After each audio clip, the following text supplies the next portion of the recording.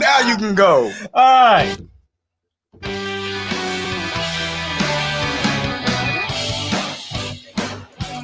Nah, it's cool. What's going on? You already know what it is. It is your boys.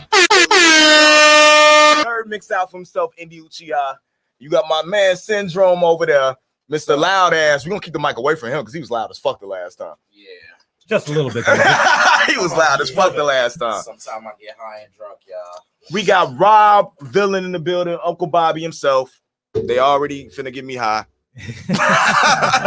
And I ain't put a blunt to my lips at all. This is nuts, man. We got a special guest in the building. Hold on. I always wanted to do this. Who's your favorite podcast? Who's your favorite?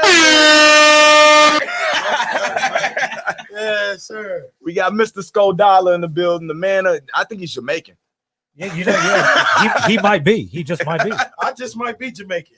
What camera we going on? Which one we at? Straight ahead. Right there, straight ahead. What's up, y'all? Yeah, this man got 1 million jobs. 1 million jobs. No, not 1 million. He owns 1 million businesses. That's the difference. He doesn't have a job. He ain't employed by nobody. He is self-employed with everything he do. But before we get into this, we want to tell the Hollow Gang family. You know what I'm saying? We're here for you. We support you in your loss. That was the wrong one. Wrong one, buddy. This is not a laughing matter. Yeah, it's definitely not a laughing matter, but I understand. Uncle Bobby's not high enough yet to run the boards. Rest in peace to Hollow Gang Max. Hell yeah, I seen that too. And Elijah. Not you, Elijah. Yeah, definitely taken too soon. Yeah, definitely. I mean, they're on the kids. Only kids, man. Condolences to the family. I know it may sound trite, but you know. Grab the GoFundMe link. I'm going to get it now. Keep talking. I put it in the group. That's where I'm going, sir. Calm down. At the end of last week, there was an unfortunate incident on the Griffith-Gary border in Kell Township, which is unincorporated Lake County. 2 young men, Max Kroll and Elijah Robinson, were murdered at home while they're in bed, basically. We don't have a lot of information to go on, and of course, the police ain't gonna let us know anything until they get something more concrete. But these young men were 17 and 18 years old, had a whole lifetime ahead of them. We got the GoFundMe up top right now. If you guys could check out that link, and anything you could donate, anything big or small, everything will be greatly appreciated. Yeah, definitely. Rest in peace, Hollow Gang Max. Rest in peace, Elijah. Long live Hollow Gang. We know how it is. If you ever had a family that's lived through some tragedy and still perspired, you know what's gonna be done. So just heavy in our prayers right now, heavy in our prayers. And since we can't play a celebration or anything like that to lighten the mood, because we're not the Joe Budden podcast. They couldn't get by it either, because like I told you, I was watching the video on YouTube, and when they were talking about that R&B shit, I think they were playing part of Tory's shit. Parts might have been playing. Fuck Tory Lanez, by the way. Yeah, fuck Tory Lanez. But it was all muted out. So I was looking at my phone like, am I really that high that I'm not hearing anything? I want to know why though. Yeah, fuck Tory Lanez. Before we get into what's going on with Skodala, who's actually performing tonight, so he's doing double duty. Yeah, I am performing tonight. So if y'all make it to backstage, I will be on stage, man. Yeah, definitely. Tory Lanez was convicted and released on bond. He wasn't convicted. He was charged. He was charged. He was charged. He will soon be convicted. Maybe. He was They charged. know maybes about that. He was charged Come with. on, man. It All ain't I'm happened saying yet. is, It ain't happened yet. All I'm saying, Gucci threw a woman out of a moving car. Out of a moving car, and Gucci is still that nigga. That's all I'm gonna say. Well, who did he throw out the car though? We don't know. Yeah, It was that a is small timer rapper. It wasn't. She was a rapper. It wasn't Meg Thee Stallion. That Wasn't right. Meg Thee Stallion. She was a rapper though. That shit definitely No. makes a difference though. I'm gonna tell you Tory's problem right now is the fact that he's 5'6", Meg Thee Stallion is 6'1", and he had a little man syndrome, and he knew he couldn't beat her, so he shot her. But he been fucking her. It don't matter. That's probably something too. She probably called him little man or something. Like little She man probably can't make me stepped go. on him. Did you start a watch party? No, I didn't start a watch party. Make sure your volume's down. He shot Yeah, her, he was, though, dog. He shot her. She had to in say the he foot. had a little dick or some shit Something. like that. Hey, though, your dog. dick- That's the only way that your- comes to your that. dick is dog. small. Hey, we as don't, we you are. don't, we don't know. Right. Niggas like, what? That's crazy, bro. She had to say something wild to him though, but we don't condone that. No. Not at all. No, we don't condone none of that shit. Protect Right, our black queens. right now, to You know be what I'm honest with you, saying? to me, it's fuck Tory Lanez. I don't give a fuck if I like Meg Thee Stallion as an artist or not. 'Cause I really don't Yeah, like a lot yeah. of the shit she promotes in her music. Do you? But when it comes to Tory, you fucked up, bro. And you dropped a fucking whack ass album afterwards after that. You listen Yeah. to Say that I mean- either though. I listened to it. I can't either. Dog. Like, come on, bro. Tory Lanez is extremely talented, dog. Like, this man, he write, he sing, he rap. He's very talented. And let's not forget, Gucci threw a woman out of a moving car. I'm talking about the car was going 60. What did he expect coming from that? All right, fuck Gucci and fuck Tory. There you go. Yeah, shit. As long as you say both, I'm cool. I'm just saying we can't just And one why- way and- that and shit. why- Hey, yeah, we can't pick and choose who And- we're and who why we're we at fucking. it? Why we at it? Fuck R. Kelly. Let's throw him in there too. Now hold on. Hold on, hold on, Motherfucking Both of press. y'all. hold on. Them bitches wanted to get pissed on. There you go. She wanted that pee. And first, no, I ain't gonna go that route. But I'm gonna go ahead. What you gotta She say? wanted to And- get and- pissed though, dog. And yeah, he liked young bitches. That's wrong. But the parents were taking the bitches to him. True. I don't give a fuck. The parents were It taking wasn't right, the though. parents. Wow, yeah, no, it's not right. The Why parents are were the taking parents the getting kids. charged? The parents were taking the kids to Michael Jackson too. Mike, But- so you saying Mike, man, dog, you this is think a Mike whole, did that, hold on, dog? bro, this is a whole different podcast now. Yeah, because We after going all the way around, yeah. You really bro. about to get me upset in 10 this years. bitch, bro. Yeah, bro. You going 10 all the way years, around. a now. 10-year FBI investigation cleared Michael Jackson. 10 No years. Michael Hold on, Jackson hold on. slander in my Hold on, hold on. studio. Yes. I get you that. I get you that. All it took was 2 weeks for Tory to get charged. That's all I'm saying. That nigga- You wildin', bro. Oh, I hate Say this Tory guy. got his in 2 weeks. He got his in 2 weeks. Yeah. Didn't take long. Didn't take long. And he was dumb enough to do it at the Kardashian compound. That's what it was. Bro. Like, He did it at the Kardashian compound. you're You're not getting away with that. He's not very smart. I don't know what happened. All right. And here's the thing. He's gonna get deported. Yeah, because he's not even American. He's not even U.S. citizen. Yeah, dog. He gonna get the. He's Yeah. a Canadian. Yeah. So But that's a big, guess what? You can't tour in America no more because we're not gonna allow you to come in. There's a big chunk of his money once everything opens back No, up. now he can just go rap over Justin Bieber beats all the time. Remake Justin Bieber songs. That's what he can do right now. Oh my god. Go be on Degrassi. Oh, no. Oh, he can jack all Drake shit now. That's what he can do. Drake in the Weekend. Tory is on artist, man. He's dope to me, dog. Let's go, Bryson Tiller. Bryson Tiller, your lane is open. Your lane is open right now. Go Yeah, get there it. you go. Take advantage, bro. Attack. G Scott, it's time to go. Lace your fucking boots up, man. Yeah. Tory Lane's the void that is gonna be missed. I love this music, but dude, you fucked up. Yeah. You fucked up. You might have fucked up worse than Cardi B getting back with what's the fuck's his name? Offset. Offset. Definitely. But we got a special guest here. My man right here, Sko Dollar. He's 1/4, still 1/4, right? Yeah, you can say Yeah. that. 1/4 of the Who's Your Favorite Pie. That's why we had to get 4 hosts. Yeah, Like we we're got always we got involved. Trail who never show up. We just put his picture there, just we got 4. He Yeah, always we involved. definitely. It's always family, man. Yeah. You know. Yeah. He never responded to anything either. Nah. He didn't. Nah, I don't know what's going on. I think he's mad because I used a picture from like 2002 on the flyer. All of us had like nice new pictures, and I took a picture he had from like 2002. He Yeah. looked exactly the same. He look much younger. And that nigga said he looked like an old man since I met him. Yeah. He didn't look old. Yeah. Trail looks like a 2002 picture in real life. In real life, he looked like he came from a camera phone picture. Yeah. But Like a flip phone. But he's one of the hottest producer rapper, you know what I'm saying, combos out here. Trail got bars. He makes good music. What's his name? Trail 90p. Shout out to Trail 90p. Definitely. Fuck Trail. Check out Hennessy and Holy Water. Nope. Jesus We wish he Christ. would come podcast with us. Hey, He'll man. on there, though, too. But No, shout out to Trail. I've known him for a long time. Fuck him. real talk, man. You got a lot of stuff going on right now that I don't understand how don't nobody know. There's a lot of hardworking people out here, especially in the Midwest. When you talk about like a Robville and a Keisha Cautious, definitely a Lady C. And if I had to have like a top 4, type 5, you would definitely be in there, man. You got like 20 hustles that you're doing at one time. But I actually want to get into first, man, like the music, just real. You know what I'm saying? Bars, like the whole camp you got over there. Everybody got what's going on with that whole thing? What y'all got going on with that?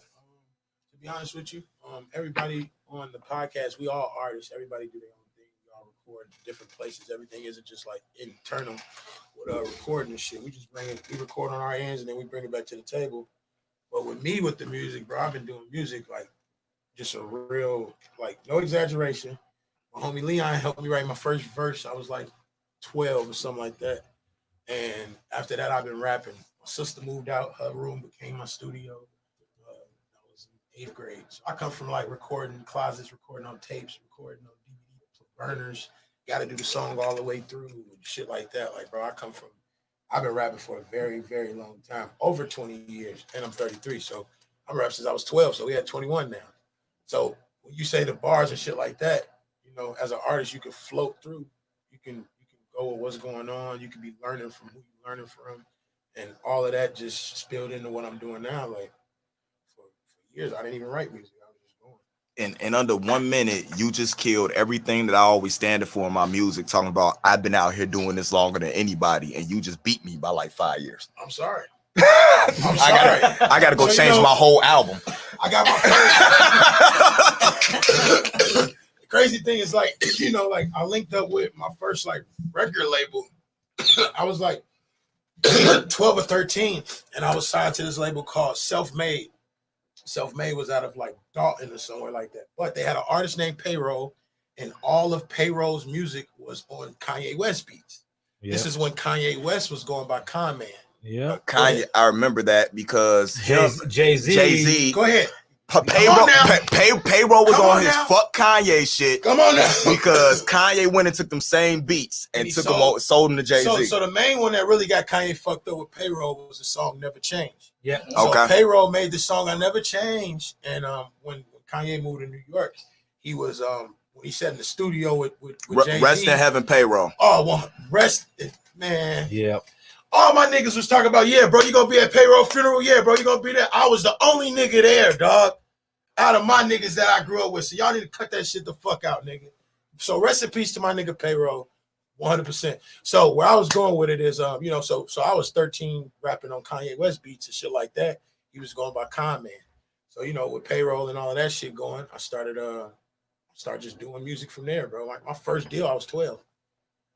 Jesus Christ. Do you wasn't expecting that? Crazy thing is this. So let me tell you another secret. You know Mr. E videos? Yes. Mr. E was signed with Self-Made as well. Him and Payroll was super cool. This is before he was Mr. E.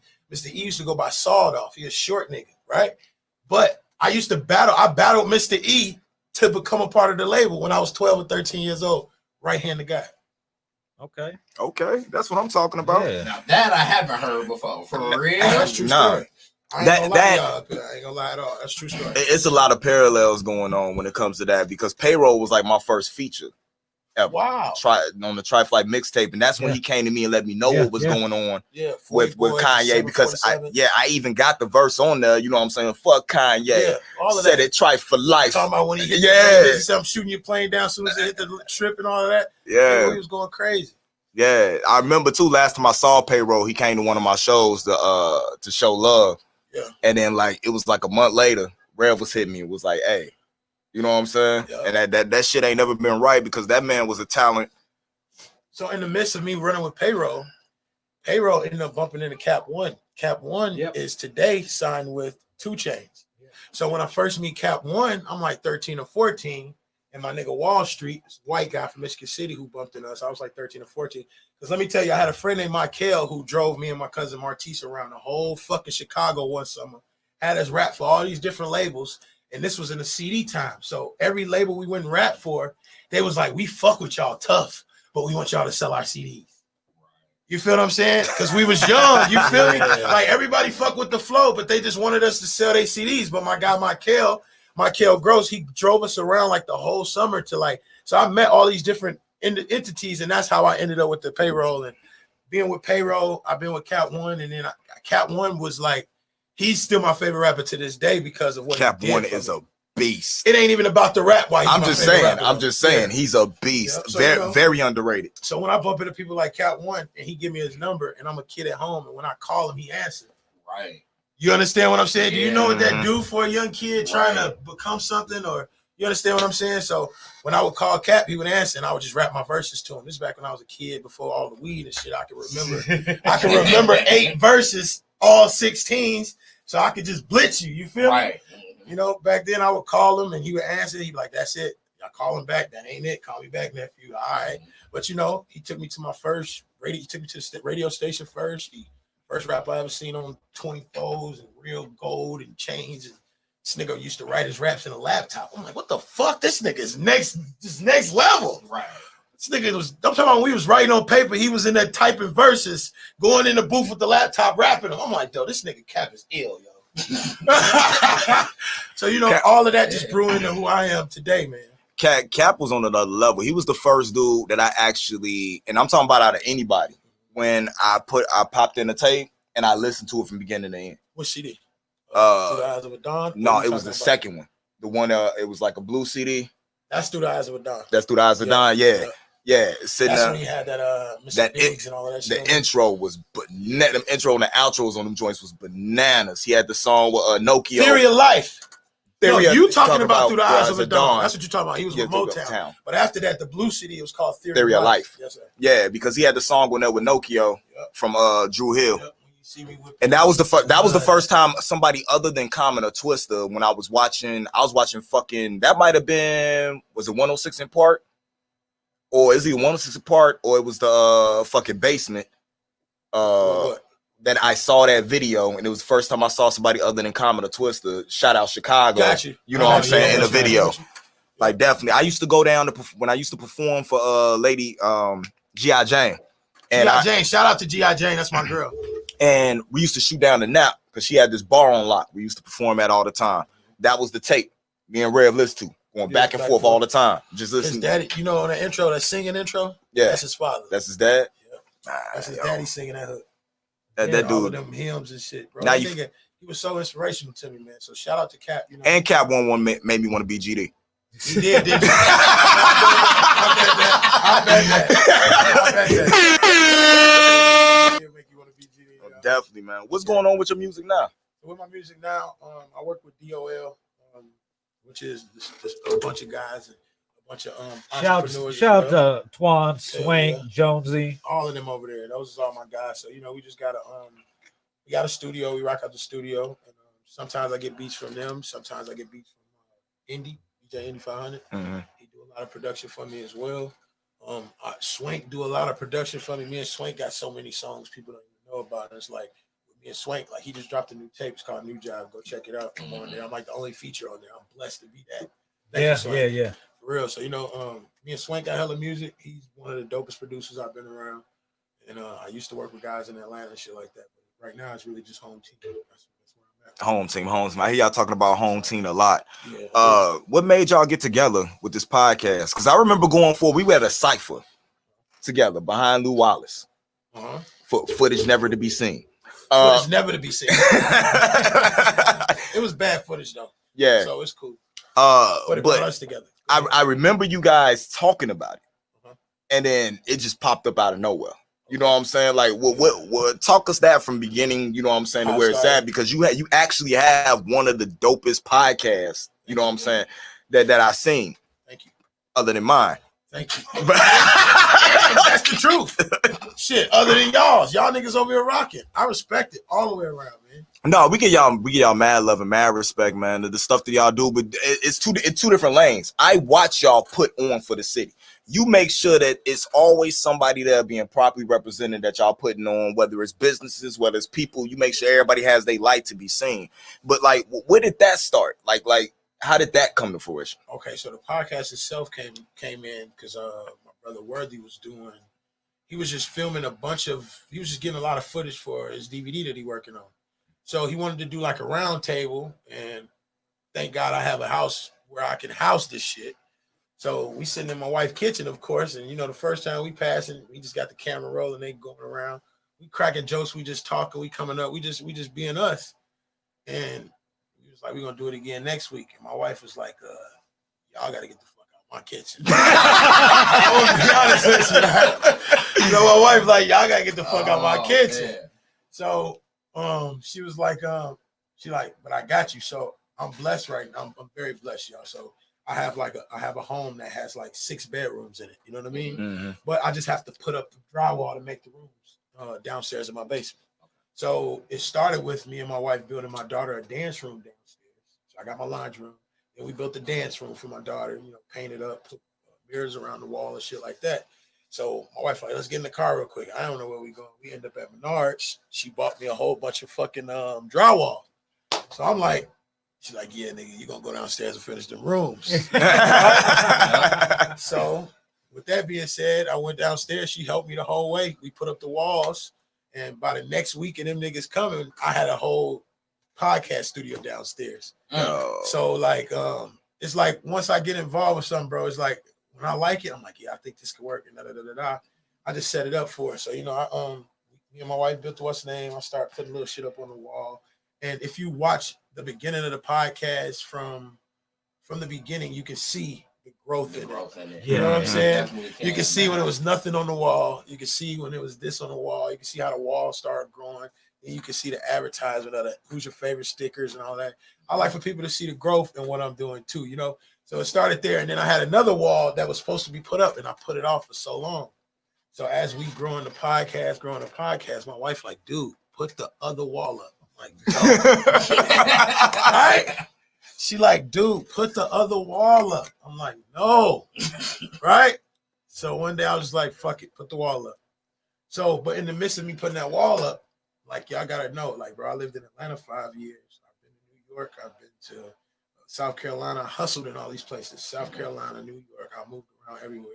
And then I've met people from all over the place that do music. So I got a lot of music friends. I don't have that many regular friends. Right. Like and then I'd be like, when I do have a regular friend, I'd be like, damn, you a cool ass regular friend, bro. and they be like, what the fuck you mean, bro? But you gotta remember, regular. Most of my friends are music friends. Right. Like, people within the industry trying to be that. Those are most of the friendships that I've obtained. You know what I'm saying? So with me saying that, now they're calling me like, bro, how can I get on the podcast? And this is within us just dropping 2-3 fucking podcasts. My niggas is like, bro, how can I do this? How can I do this? Yeah. So, I'm like, but when you pull up to Who's Your Favorite Podcast Boulevard, when you pull up to the boulevard, that stoplight, you see these 3 billboards. It's mine, it's Rich, and it's Rocky, and it's Worthy. I can't really put too much more in the midst of what's going on because we as individuals have so much going on. Right. So I'm like, you know what, Reese? Help your niggas out. I got this LLC, Dream Rich. And I've been doing my small things with it. I'm like, let's just start Dream Rich TV. This is me talking to myself. Then I start writing it up at night, just writing down my ideas for it. Then that forced me to put the other wall up. So this is why I actually wanted to get into it, because what like you done already said, what made you start the Dream Rich stuff, because then you came and popped up, you started doing the one-on-one interviews. Yeah. This what made me think like, man, like, and if you think about it, creatives will never stop creating. Nope.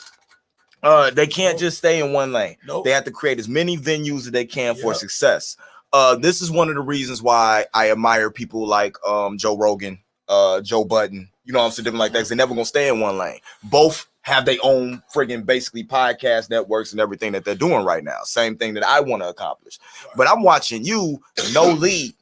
You know what I'm saying? You might not be even paying attention to what anybody else is doing. And it's just boom, boom, boom. You got the Dreamwish TV. You got the businesses that you own, man. I look one day, look up on Facebook, this man out there doing landscaping. You know what I'm saying? Cutting y'all like, I gotta get money. I gotta get money. And you know, with the landscaping, I had just bought some equipment. Like I just bought like 2 lawnmowers for no reason. Like I got some money, got the LLC brand, and then I bought a camera. When I bought my camera, I just turned into Tyler Perry, bro. I'm like, okay, you got a camera. How many shows can you come up with? Okay, so I have nights where I don't even sleep, bro. I just be up writing ideas, different show topics, different TV contents and shit like that. That shit that people don't know. And you know, like with the shit I be doing, I create my own lanes. I create my own lane. So when all my friends was selling grass, I start cutting grass. You hear me? Bars. Yeah. I'm just being and then like nobody doing the interviews that way. I'm gonna create my own lane and do that. With the podcast, everybody doing podcasts, but we do our own thing. Everybody doing their own thing. Here you go, Rob. Yeah, you guys, you got us, you got Keisha and Keisha, you know what I'm saying? You got Keisha and Ivo, they doing their thing as well. You know, but I do what I do because it isn't around here. Like I created these platforms because it's not around here. Right. Like there's nobody doing it. So and if you think about it, I don't do it for me. You see, I'm interviewing everybody else. Right. I'm trying. You're not, and hold on, not in that. You're not even on camera. I'm not even on camera because I'm an artist. You understand what I'm saying? I'm an artist. I don't want to oversaturate myself. It started with DJ Indy 500 being in front of the camera, but I'm so active now. I got the studio in the basement. I'm calling niggas like, yo, come on. So Indy, he got to work. He got a family. He got shit to do. I just switched lanes. Like, all right, just interview him from behind the camera like on some Vlad shit. But I'm not trying to be Vlad. But the people around here who working, they need a platform like this. So I'm not just interviewing rappers, singers. I'm not just interviewing rappers. I'm interviewing singers, producers, tattoo artists, people who sell the soaps, the this, the that, whatever you're doing. I'm just trying to promote it in our area and give everybody else a platform because I already got something going on, but I can't have everybody on Who's Your Favorite Podcast. Right. So with that being said, I'm like, I'm gonna create something so anybody that wanna, because at the end of the day, if a motherfucker call you, they wanna fuck with you. Right. So I gotta figure out a way for people to say, yo, just go fuck with me too, because if you pick up a phone and call somebody or want to, man, I fuck with y'all. You feel what I'm saying? So I'm gonna try to figure out a way for everybody to eat. I charge for my interview. Like my idea was, I don't want to give up too much sauce. Nah, keep some of a little bit of the game. Keep up. It grew and it's growing. You know what I'm saying? And I started with the pre-recorded interviews and just giving people opportunity to put they shit on the air, and we chop it up. And with that, we made that. And then I start cutting grass. And you know, with the cutting grass, that started with my mama and them. And I still got time to operate my other businesses and shit like that. So I'm up in the daytime, 5 a.m. I'm up moving around. I just been blessed enough to bump into a lady with a real estate company. Now, you know them, and I'm out there by myself on these pictures. When you see that grass this tall, that's me out there. My wife might come out there for 5 minutes, but that's me knocking that out by myself. But now I done put my price range up here. Now I done bumped it to this lady with fucking real estate. She got 20-something real estate. Okay, how much you gonna charge me to maintain? Oh, okay, so I can get that type of money now too. Okay, and still be able to rock my bro. It's only 24 hours in a day. And it's all, everybody got the same 24 hours. Puff Daddy, Master P, Cameron, Joe Budden, Joe Rogan. All of these people, all of us have the same 24 hours, King. And it's all on what you're going to do with it. When I say some nights, I only sleep 4 hours. So I'll be working 20 hours. Sometimes if I got a job, I'll work 8 hours for them and 8 hours for me. Or 8 hours for them and 4 hours for me. Same day. Because that's what it's going to take you to go to that next level, bro. Everybody got the same 24. So what you do with yours is what you do with yours. If you want to sit, you want to sleep all motherfucking day. If you just want to go to work and come home and go out every once in a while, that's what you're going to do with your time. Nigga, I'm not doing it. I'm waking up early. I'm going to work over here. When I get off there, I'm going to work over there. When I get home, I'm going to smoke me a blunt, come up with an idea, write some more shit. I'm going to look up. I probably got a show tonight. I'm going to go do my show tonight, and I got to be up tomorrow at 5:30. It's just what you're gonna do with yours. So when I get that real opportunity, it's all about how you utilize your time. For real. And I do not disrespect time. Mm.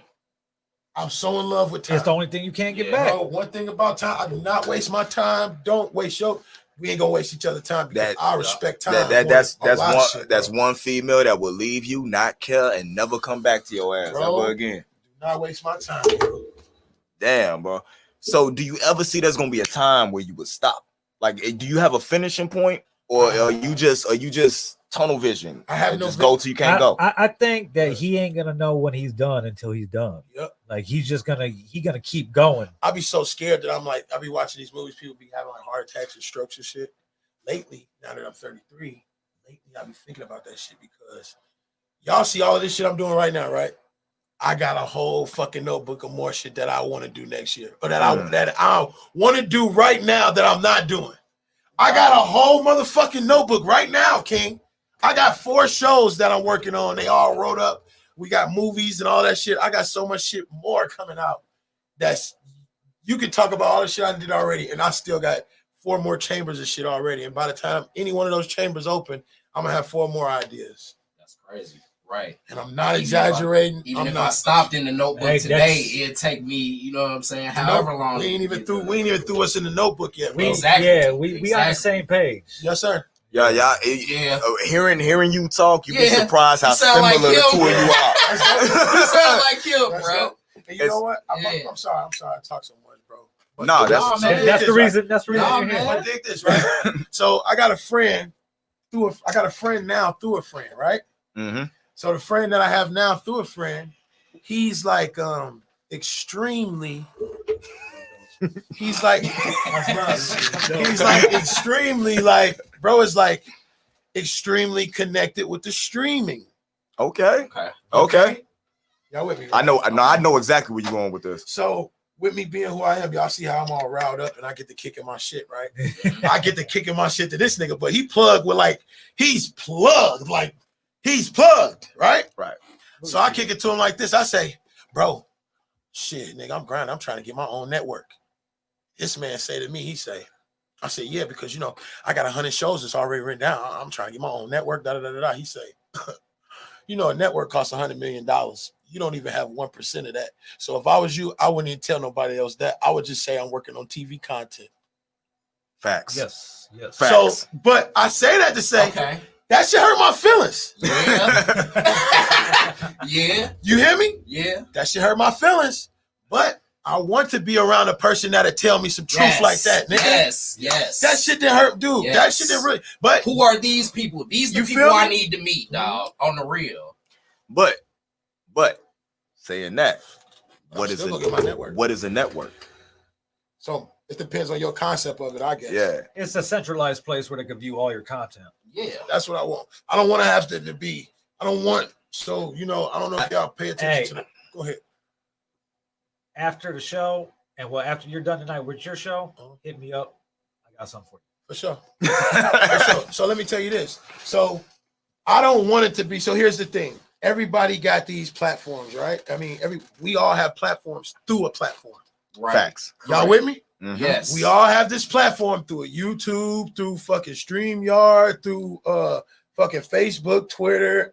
We have platforms through these platforms, right? Right. So me and we had a debate on my podcast, and I'm like, why Boosie just can't take them same 100,000 over to his own shit? Because I don't understand how if they can get 57,000 people to watch them at one time through Instagram, why can't you create your own .com where people can watch you the same 57,000? I just don't understand that. Because human beings are lazy and typing in them extra letters to get to that .com will deter them from going to that .com. So but the thing about it's other things too, though. What it comes down to, the money for it. It's easier. Like you don't want to have pay for the server space to be able to have that many people watch you on your own platform. Oh, yeah, you don't. So that's why. That's why. Like even it during the pandemic, if you watch closely to like the Tonight Show and all this shit, they're using StreamYard. So they're using either Streamlabs or StreamYard. I'm with you. Because they have to build a whole infrastructure with. You figure if you got say go ahead. say K Caesar Okay. during his shit. If he would have hosted those Rockarona joints on his own platform, Uh-huh. he'd probably the bandwidth that he'd have to have and provide for all those people to watch at one time. It probably cost him probably about $20,000 a month. Damn.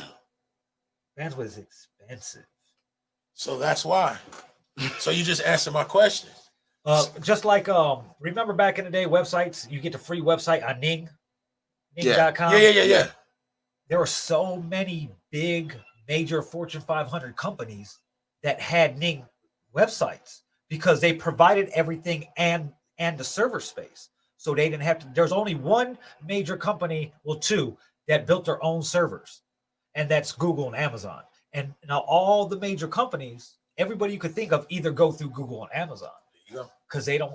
It costs. It costs so much for your own service. That's why YouTube didn't last. YouTube wasn't a business model that could last, but Google bought it.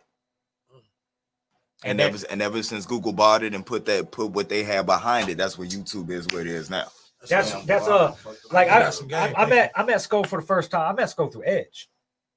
That speaks a lot. That speaks a lot. With like me and Edge, we've been for years we've been trying to build something like that. And because I started doing shows like this in 2008. Before any video was involved, it was just straight audio. Radio. Yeah. And we've always wanted to build something. We've always been piggyback with something else, whether it was Blog Talk Radio in the beginning, on the when with Gangsterville Radio, everything we did with them to the XDE app. But with the XDE app, there you go. The plan behind that was to have everything scheduled. Like the whole thing was built behind the scenes where we could schedule shit to go, but we just couldn't figure out how to get everything live, especially with the video and audio combined. And to build an app like that and run it like that, you have to have your own server space. So that's like caffeine. Caffeine seems like that's what they doing. That's shout out to caffeine. Yeah, that's what caffeine. Dope ass app. Yeah. Like even if you're not on there for the battles, just the app itself is just extremely dope. Like I like that. Caffeine is one of the points that I do the game streaming off of. Caffeine gives me I get paid the most off of caffeine. Yeah. See what I'm saying? That's most of the streamers come, but it's caffeine, Facebook, and Twitch dope. That I just run like, off of game streaming. Now that Ning's basically dead, all the major websites and everything now they're all WordPress based. They're all WordPress based.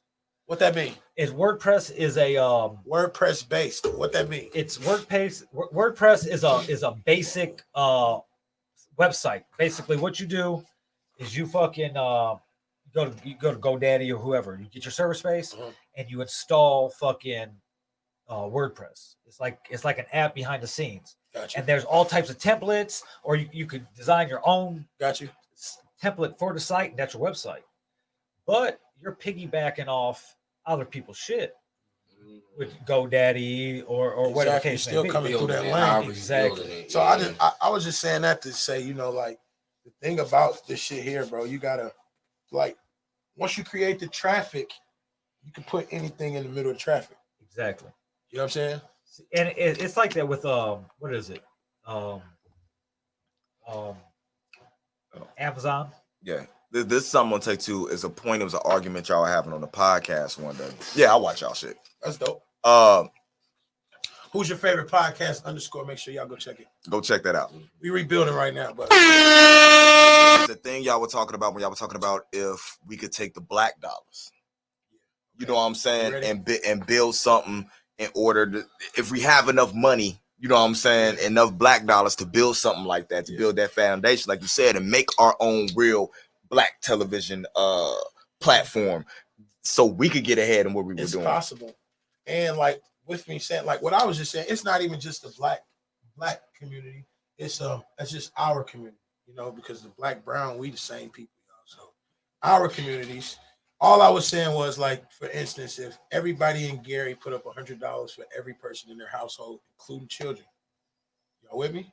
If every person in the city put up $100 for everybody in the household, including children, and we all bring that money together and we was to buy the land and put, per se, a Walmart on this land, I believe that that place will not be dirty because we own that.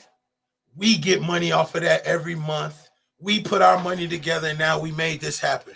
And I feel like that could be very strong in these neighborhoods. Like, I believe that'll help some of the neighborhoods because a lot of these people come into our neighborhoods and buy everything up that ain't from our neighborhoods, and then they move us out of these neighborhoods. That's how it should be happening. But what I'm saying is, if we was to put our money together in these neighborhoods, we could have so much more for us that we could call ours. And this has happened since that podcast. I know y'all heard about the people, the 92 families who bought the land in Georgia. Yeah. It's the same exact thing I'm saying. So it don't have to be black or brown. We could just family up with this shit and everybody invest in their future of their families. That's all I'm saying. It's very possible. It's possible. It's very possible. possible. It's very possible because this is one thing about every family. There's a gangster in every family. There's a crackhead in every family. There's a smart person in every family. There's a money person in every family. And then there's a person that has been through it all in every family. So what I'm saying, if we can get all these smart people from our families to go move with our money. Facts. You understand what I'm saying? 110%. So it ain't even about just being black. It's about just us coming together as people, period, man. And I know it's possible. So since that podcast, this has happened. The 92 families done bought a whole fucking 300 acres in some place in Georgia that their offspring is going to be able to say this is ours. So, and I'm pretty sure that the elders will remind them, hey, you own this, pick that shit the fuck up. Facts. You understand what I'm saying? I just feel like if we own more, we'll treat it a lot better. Yeah, definitely. Hey, man, you gonna hang around for a while? Hell yeah. Because we got some shit to get into. Because I think you might have beef with Syndrome, to be honest with you. Okay. Yeah, we all fighting. Yeah, man, this is dope as shit. Tuned in. Who's your favorite podcast _? Make sure y'all check that out. Sco Dollar. We ain't going nowhere. We're going to some more shit. I got videos up too, man. Go check me out. I am Maurice _Everett on YouTube. I got videos that we shot through my own company, Dream Rich. I got a couple videos from Sleepy.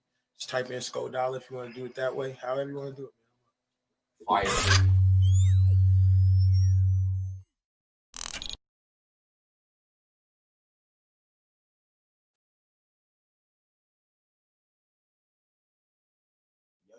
Yo, we back at it. Now I know Syndrome took a hiatus from Facebook for like a week.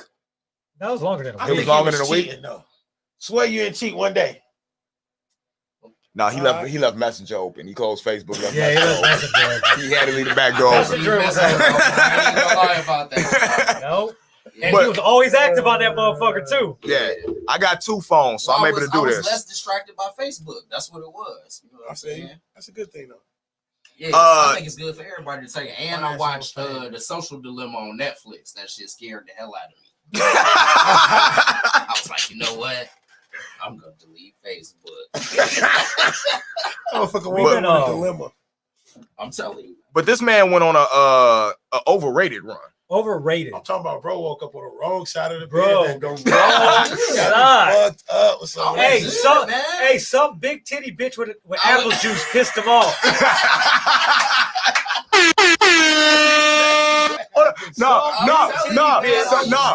Some big titty bitch with apple juice that only wants to watch Rick and Morty pissed him off. Oh yeah, That's what it was.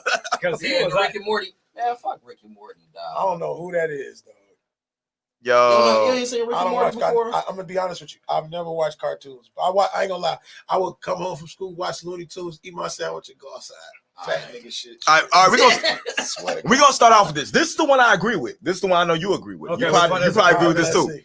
Things that are overrated. Being nice to people you don't even really like. oh, I'm not nice to people I like. No, that's not overrated though. No, it ain't. Putting dog. it- putting She in got- I get what you're saying. Now listen. I'm with you though. So this is how I have to explain it. Because it's overrated, that doesn't mean that I don't like it or enjoy it. I just feel like it's not in the rankings of things I think people overrated. Like, it ain't even all that. So you don't believe in man. put. You know what I'm saying? So it's like you put in I it. like big titties. You I put mean, no, hold on, don't even you say ain't that. make it there yet. You ain't even make it there yet. Make it You there ain't make it there yet. Yeah. We're making that, but what you put into the universe, I do believe that what you put into the universe, you get back. Very true. Okay. Regardless of whether you don't like the people or not. You know what I'm saying? That person that you don't like. Man, fuck them people. Hold on. I love Rob. Thank He's you, like, Rob. man, fuck these niggas. Thank you, Rob. That person you don't like could be one bad comment away from going to fucking shoot up a party. And you, even though you don't like them, being nice to that woman could stop them from doing that. I've done everything I've ever wanted to do and got everything I've went after without pandering or playing to anybody's fucking bullshit. Rob. So you've never once been in a relationship where even when you didn't like her, you had to be nice to her because of the situation. And I'll go sleep on the couch.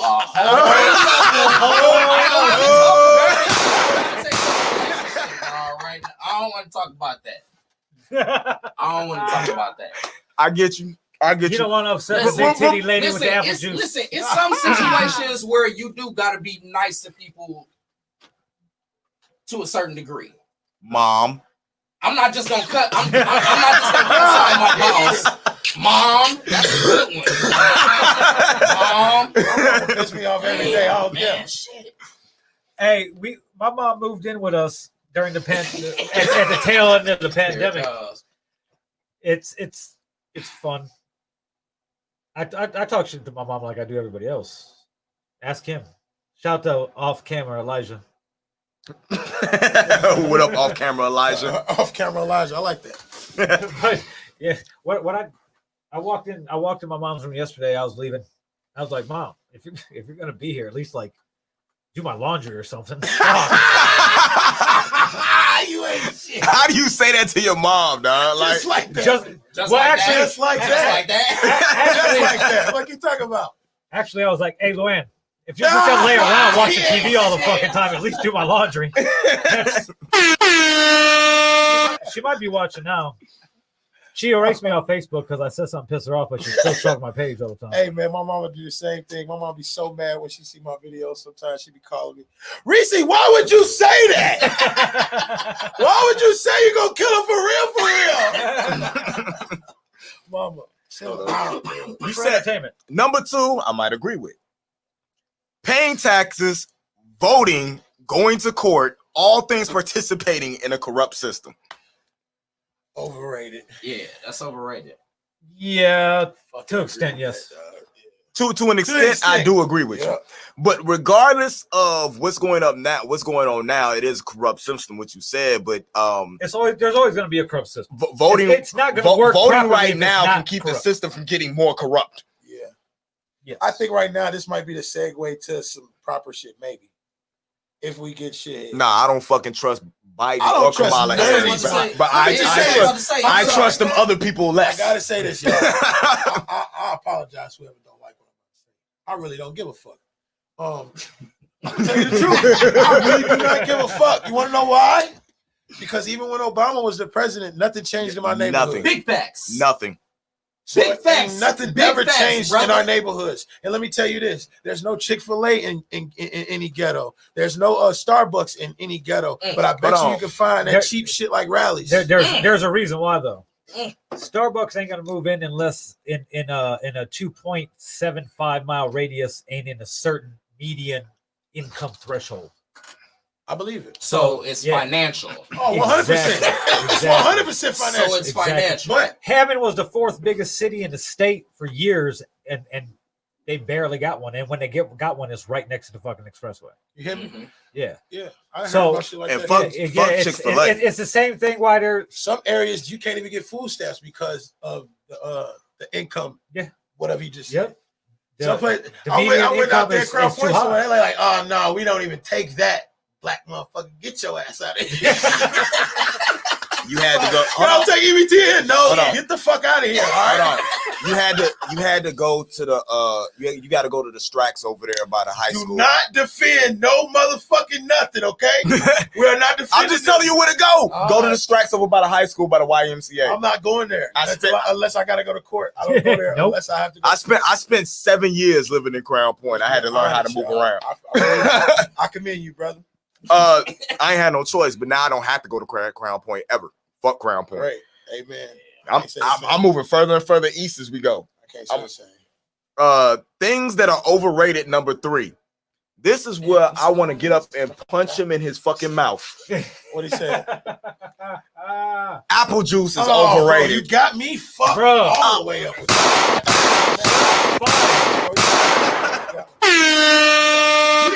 He didn't just have us fucked up. Why? He had a bunch of other people fucked up. He What's your had opinion? big titty bitches that love apple juice fucked up. I'm talking about big titty bitches. I love. Shout out to all the big titty women. Nah, that ain't how you. Nah, that ain't what you Why want. use that voice? Nah, you didn't. That's how you hate it. Nah, you might have went harder. You might have went harder. Chill out with that. Nah, Come on, Pat. he went harder on big titties than he did LeBron. I swear. Oh, titties was overrated too. Yeah, they overrated. And I'm gonna tell you the truth. A lot of bitches with, a lot of women with big titties, they don't like the big titties. Exactly. No, because it got their back hurt. A lot of They women got with them titties, they tension don't like them headaches. titties. Listen, see, that's why You I know love what? my Fuck niggas. what They they argue like. all No, hold on, points hold for on. me. Hold I on. like the titties. Yeah. Now hold on. Let me tell you something. If you go, It's if a you long go way. to the gym and you work on that lower back, them big titties wouldn't be hurting you at all. And that's what he said too. Bruh. But let me ask you this: have you ever had a what do you call it? Have you ever did a titty encounter? And it's still overrated? Nigga, Hey, come on now. Hold what's on. wrong? It Have you ever had ain't one of those? it ain't nothing better than a titty That's- account on a bloody Sunday. Bro, it ain't nothing. Hold on. That one passed me. Wow. Whoa, that's what I told you. Oh shit! On a bloody Sunday. On a bloody He Sunday. ain't talking about England Sunday. Oh, Talking man. about on a bloody Sunday. Yeah, you might have to rethink that one. And apple juice, because nigga, I have a rough night, drink some apple juice in the morning, bounce back fast as hell. Yeah. For real, dog. This the apple juice I drink. That's not even apple juice. That's not It's not apple juice. And the That's KKK apple on it. drink. That's what? Hold on. Yeah. It's still fine. Yeah, You it's never knew that though, huh? That shit's still fine. Nah, learn something new every day. Yeah, Man, every dog, time. y'all funny as shit. I love y'all. This is I ain't even gonna go through the comments, all the people, because you and everybody, Disrespectful, dog. almost every dude on you lost me. You disrespectful. Every dude that said you lost me probably got a big chitty. Big chitty. Oh, they probably got a Apple little juice titty bitch and they overrated, wish though. they had a big Big titty titty bitch. bitch. Hey, Why hey. apple juice is overrated? Hey, bitches. I'm sorry I'm calling you bitches. I mean it. As determined. That as shit make me determined. go to the bathroom, dog. I love y'all. Doodoo? Yeah. So apple juice is overrated because it makes you regular, something you probably need in your system, so you don't have to all make that you stuff use the in there. bathroom. I have Orange juice can't do that. It does that I to you have because you other- eat like shit. You need the shit. You have other. So apple juice don't do that to y'all? No. All right. Well, maybe it's just me. You know what I'm saying? I'm willing to stay on that though. But other people I know have said that apple juice make them go They- to the they bathroom. eat So let me shitty ask too. you this: when you was a kid, right, Mhm. and you was in public school, right, and you went up there and That you. shit was smack. Chocolate milk and And apple you had juice. chocolate milk and Chocolate milk and apple you had juice. That Yeah. white milk, and And some nights they didn't even have the motherfucking chocolate milk. And then that apple juice was right there smack. That- the one you that pour half- in. that half You don't a even- pint. You don't even You're like, peel I'm all the not way gonna back. lie though. Come on, son. Fire, though, You dog. don't even peel the That top shit all the way was back. fire, You just nigga. make a little juice part. Just a little juice part. So you can Just so you can make it last. Just so you can make it last. Hey, you know Talking now about overrated. them come with the straws. You know, Bro, hey, put a bro, little straw hey, in there, bro, get the- Hey, you Yo, swish it ass, around. you disrespectful, Hey, bro. I'm talking about yo. apples like that. What's wrong with you, I bro? fuck with apple. yo, you can get That two shit was good, back though. back That in the day in school. You can get a honey fire. bun for apple juice. That's how serious that shit was. You Bro, get a I honey give you a bun for honey apple bun for juice. your You apple swish juice. the apple juice around in your mouth a little bit. Bro, that motherfucker they make you feel like you ate an apple. You don't eat apples regularly? Yeah, I eat apples all the You time. so disrespectful for that one. I think you was just eat apples upset, all the bro. time. I think it's still overrated though. If I get a selection of juices, I'm picking orange juice ahead. I'm picking cranberry juice ahead. And I'm apple picking juice grape is the juice highest. ahead. And apple juice is a better source of vitamin C than orange juice, than the processed orange juices they be making. I ain't picking none of those first. I'm not picking orange juice first. Orange juice burns. Orange juice and I'm picking pineapple juice off. Rip. Nah, I like that. that's I fuck with because that you too. putting I that fuck with shit that in overall. something. I fuck with that. You're That's not what you put it drinking in plain some- apple juice. This motherfucker is mixing it with Y'all something. drinking Nah, apple juice ahead of all of them. All The of them. orange juice. But I tell you the honest in God truth. morning? in the morning. The only way I'm not picking apple juice, it has to be a combined juice for me to go over the apple juice. It has to be something like peach mango or something like that. I pick all of that shit over apple in juice. California, every day in California, I wake up on the way to work. It's an ice cold fucking little can of pineapple juice and my morning backwood. Your morning what? Backwood. Bobby Backwoods right there. Yeah. That's dope. That's on my way to work. That's what it was. And then I just go to work in the dispensary, so I just get to work and get it. And then you ain't never. And then you know another reason why dudes fell in love with apple juice. You ain't ever went up an old girl crib who got the kids. You just going in and smash, and then you walk to the refritator, and all of a sudden there's that ice cold kids apple juice, the little carton, and you pop it in, man. I'm talking about the apple juice. You can see the apple juice through the bottle. Yeah. The top ain't even all the way on. It's like the top ain't even though you go to grab it and almost drop it because you thought the top was on it. Yeah, that apple juice, nigga. You got me disrespect. That's crazy. It's only two more I got a problem with. All the rest of them was your mama's cooking. Understand, mom can't cook for shit. Man cooking my family. I get that. I ain't even saying that. I'm saying like, with your mama's cooking is some of these mamas out here ain't. They food ain't hitting for shit. Helper ain't nothing special. Right, you know what I'm saying? Yeah. Nah, that here's the thing though. Fire, though. I just ate my mama's cooking before I got here, right? Mm-hmm. I ain't ate my mama's cooking in a very long time, right? But I promise you, when I just ate it, it was good because of what I remember. Yeah. Right. You feel what I'm saying? Because you don't be eating that shit all the time, and then you come back and be like, you bust one of my plates down, you like, hey, mom, it's kind of good. You know what I'm saying? Yeah. You can't cook, but you can cook this. Right. Take you back to a certain time. Yeah. Nah. I'm going to tell you what happened. My mom's cooking was fire. Growing up. Go. To the first time I started going to motherfucking Cracker Barrel and other shit like that and started getting that real shit and was like, what the fuck is she feeding me? Then you started understanding that when them encore dinners and fucking stovetop and shit in the motherfucker. I'm talking about mom, get that shit up fast. Boy, go in the room. All right. Right. Nah, my mom used to do the fucking like the ramen noodles with the fucking hamburger meat in there and shit like that. You prison meal. Yeah, you think that shit was banging until you went in until the first time I went to Muncie and one of their moms threw down this fucking zucchini and shit all in the spaghetti and all that shit. And I'm like, the fuck is this? Right. Yeah, that's dope. But dog, and I know you don't know what this is, man, but this man shitted on fucking Rick and Morty, dog. That a cartoon? You shitted on Pickle Rick. Bro, he What nothing surprised you after he shitted on big titties and fucking... Yeah, and he just had to find something and went. This motherfucker went down the TV guy and was like, I gotta find something else. I need a number 8. The funniest thing that I heard about this, and this explains my exact sentiments, dog. I think he was hurt a little too mature for Rick and Morty, dog. Oh, you're not...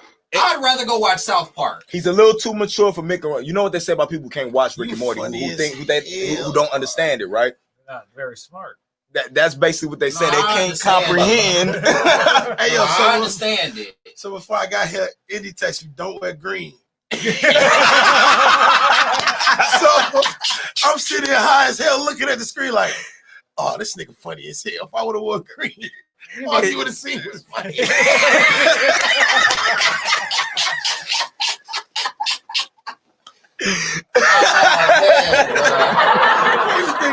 I got some green to wear too. I got some green shit to bust on y'all ass, boy. I was about to put it out and he said, oh yeah, don't wear green. Oh, I see why now. Mm-hmm. Who that was funny as hell, boy. You're hilarious. Hey, I'm telling you, with the StreamYard joint, this is the only thing y'all missing on y'all podcast. You could be at the strip club. You could be at Niagara Falls. You know this is my homie said too, man. I be doing so much, man. A lot of the internal. I ain't gonna lie to y'all. I call Indy every time I got a question, and I appreciate every time he answer the phone and give me all the game because I'm gonna tell you the truth.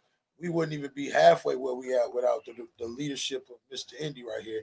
And I let my niggas know that everything. I'm talking about every time I need anything. Yo, Indy, I got this. Can I get this? Yeah, I got you, Sko. What's up? What you need? Da, da, da, da, da. Man, I'm talking about I ask questions about the podcast. I ask this man every question. And I appreciate that. And, you know, that's how I am with people all the time as well, you know. So it feels good to get that shit back, you know. I ain't been on nobody else's podcast. I'm like, how I get on y'all podcast? Just like that. Come on, nigga. Like, Don't nobody ever ask to come on our podcast. Yeah. That's why don't nobody ever on it. They asked. They probably. I think who was the first person? Omar. Motherfuckers be. They might be scared to ask. Yeah, too. and They then might be people like, be- Well, they're you gonna be sca- like, he nope. scares people. That's what it is. If This you is a real, great marketing tool, man. if you're real and you're not about bullshit and you're not wearing pink vests, pink fake bulletproof vests while you performing, you can come on this podcast and he not gonna have a problem with you. I wouldn't go that far. I still might have a problem. It's like, I don't like people. I might have a You problem. can't knock that man for not liking people though. I don't knock him for not liking people. It's just that it detours us from having guests because people are scared to come on the podcast. So you don't like people. No, if you want to come on the podcast. Just don't wear fake pink bulletproof vests. Yeah. Yeah, how you shit together too. That shit Don't wasn't cool. Don't be wasting people's time, We man. might have to try to shoot. We might have to shoot you and see if it's real or not. Oh my life. Oh, that's that new joint. Watch out. Let me see something real quick. We're gun friendly here at Villain Radio. Very gun friendly. gun friendly. Just ask Evelyn. So check this out. So Andy comes here the other day from work, right? With one of his coworkers. Well, two of his coworkers, with Yosh and Evelyn. Whatever her name is. Sorry, Evelyn. And 40-year-old white woman. yes. 40-year-old virgin. She's not watching this, is she? No, Probably. There's no way she can watch this? she lost her phone. Oh, she looks way older than 40.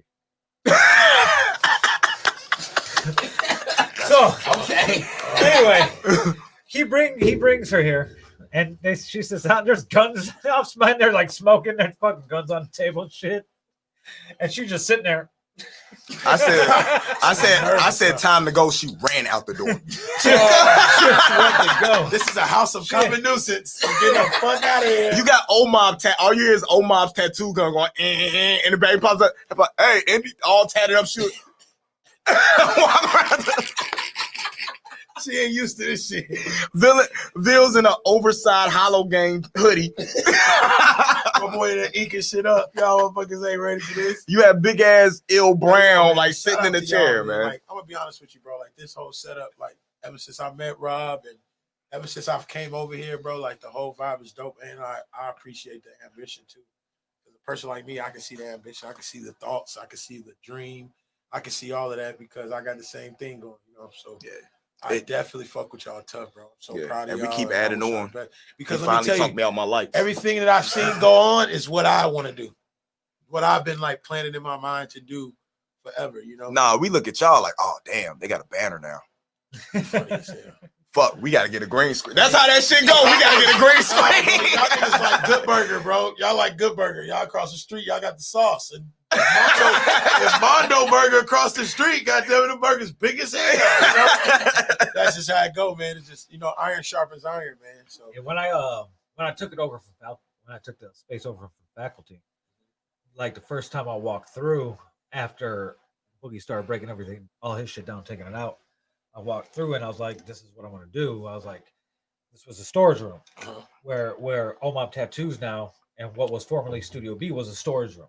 It was lined with shelves, and the door actually was right where that light's at. Behind that light was where the door was originally at. got you. So I was like, we're gonna make that Studio B. I was like, shit, we gotta move the door because if somebody's in the podcast studio, they can't just walk through to get Studio B. I was Right. like, all right, let's move the door.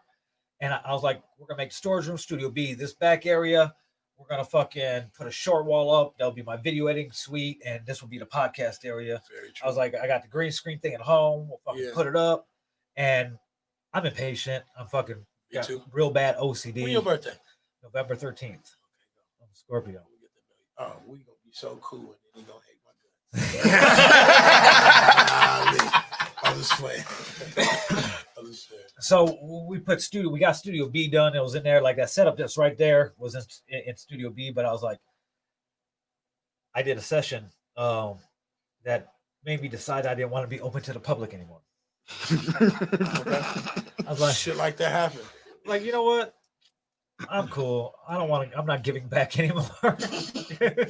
So I was like, we're gonna go private. And I was like, I have something here. Or called- unless you got $100 an hour. Yeah, 100. Yeah, want some studio time, $100 an hour. Come on with me. But I was like, you know what? Them niggas bullshit.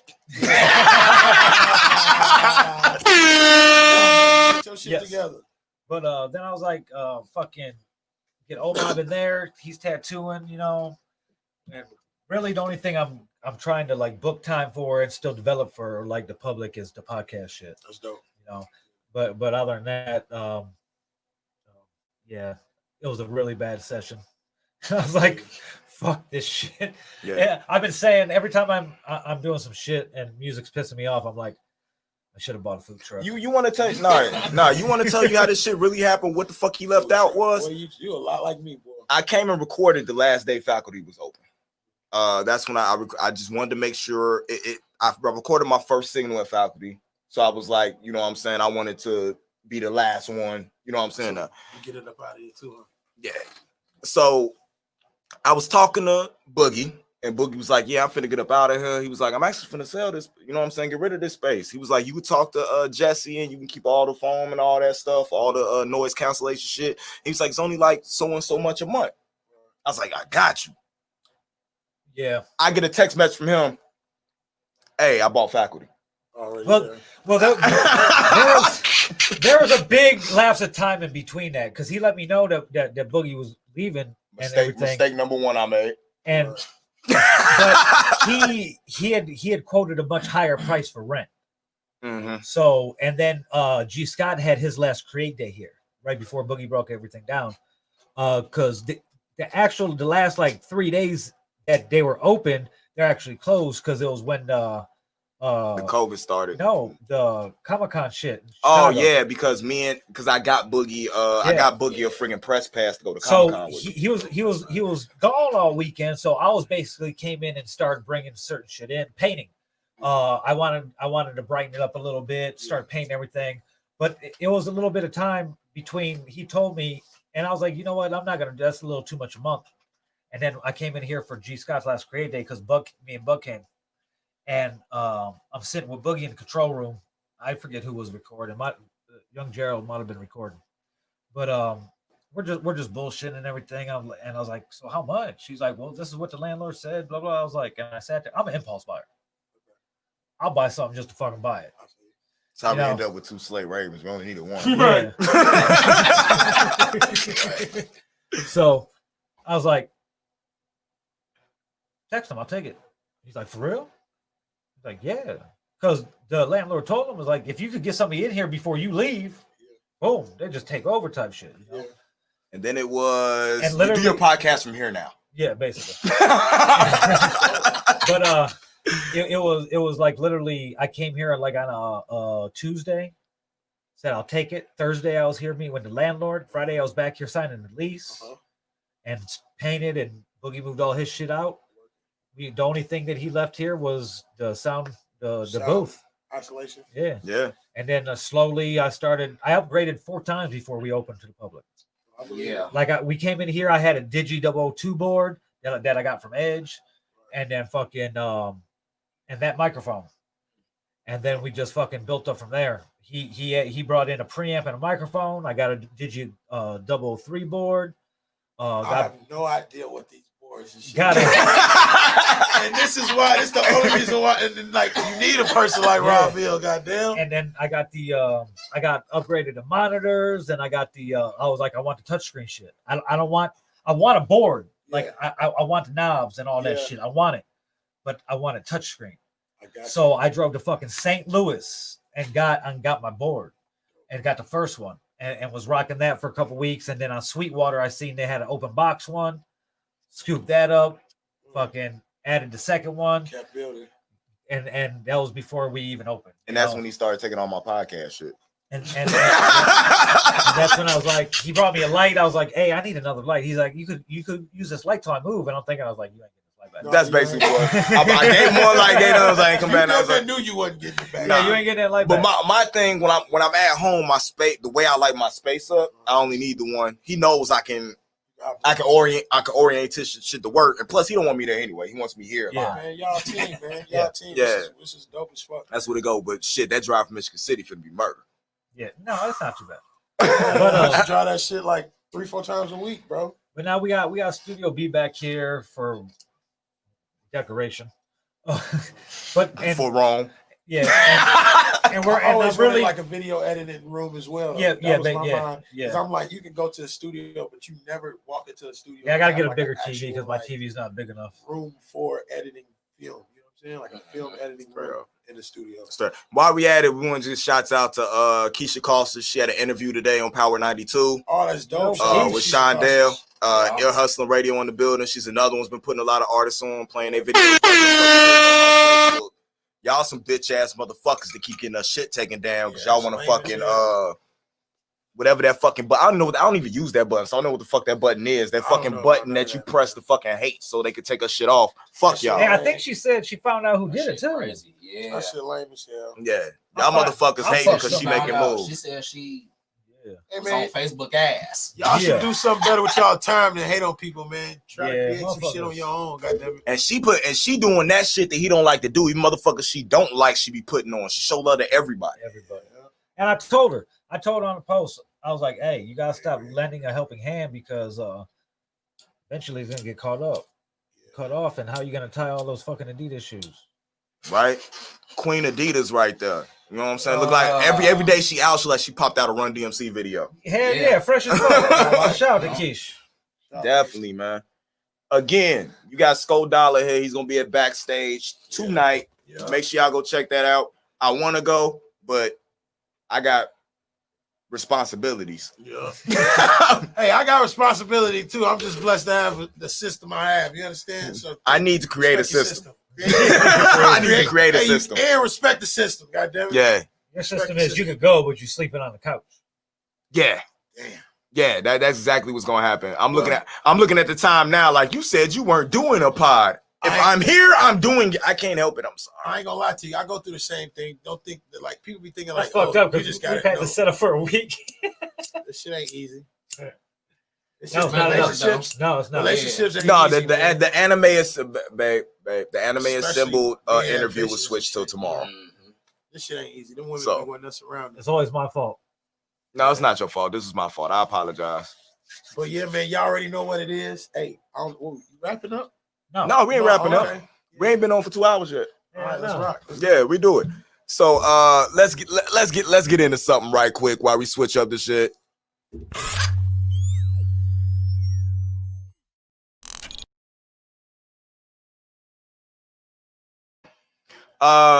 Welcome. We're back. Link up. Fuck Tory Lanez. We're back after that 5.5 second little thing. All right, I want to get into something because I know you checked it out. Me and you had the same issue with what happened, what went on, right? Okay. It's something I ran into. Hold on, I'm gonna get into it. He's getting there, sir. I'm getting there. Damn, you were so impatient. Do you have a seat charger? No. We got them. Well, no, I got the one here that you threw at me that you said I dropped. Oh. Just gotta plug it in. Hey, I'm sorry to drop the. Oh no, you good. We always tend to our guests first.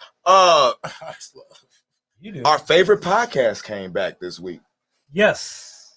Yes. Joe Budden podcast came back. This man had the greatest relaunch ever. Bro. Those videos were fucking hilarious. Bro.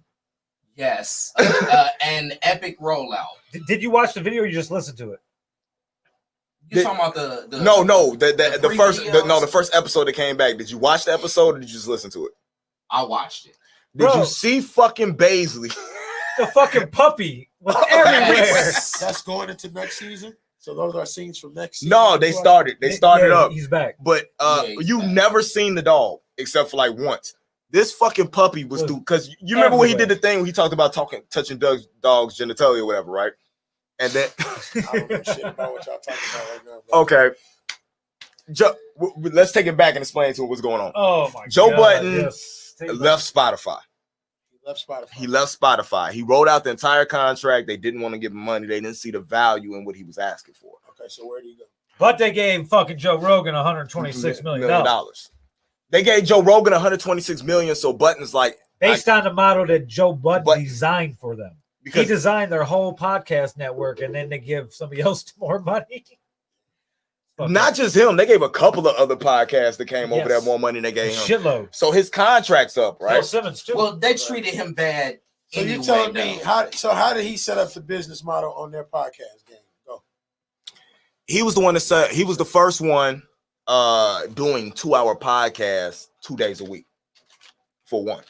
Okay. When they brought him over, they're basically like, what do we need to do to have a podcast network type thing?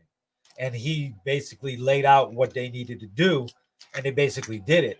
And his show basically his first contract, they're building this network. And now they're launching it as his contract was coming to a close.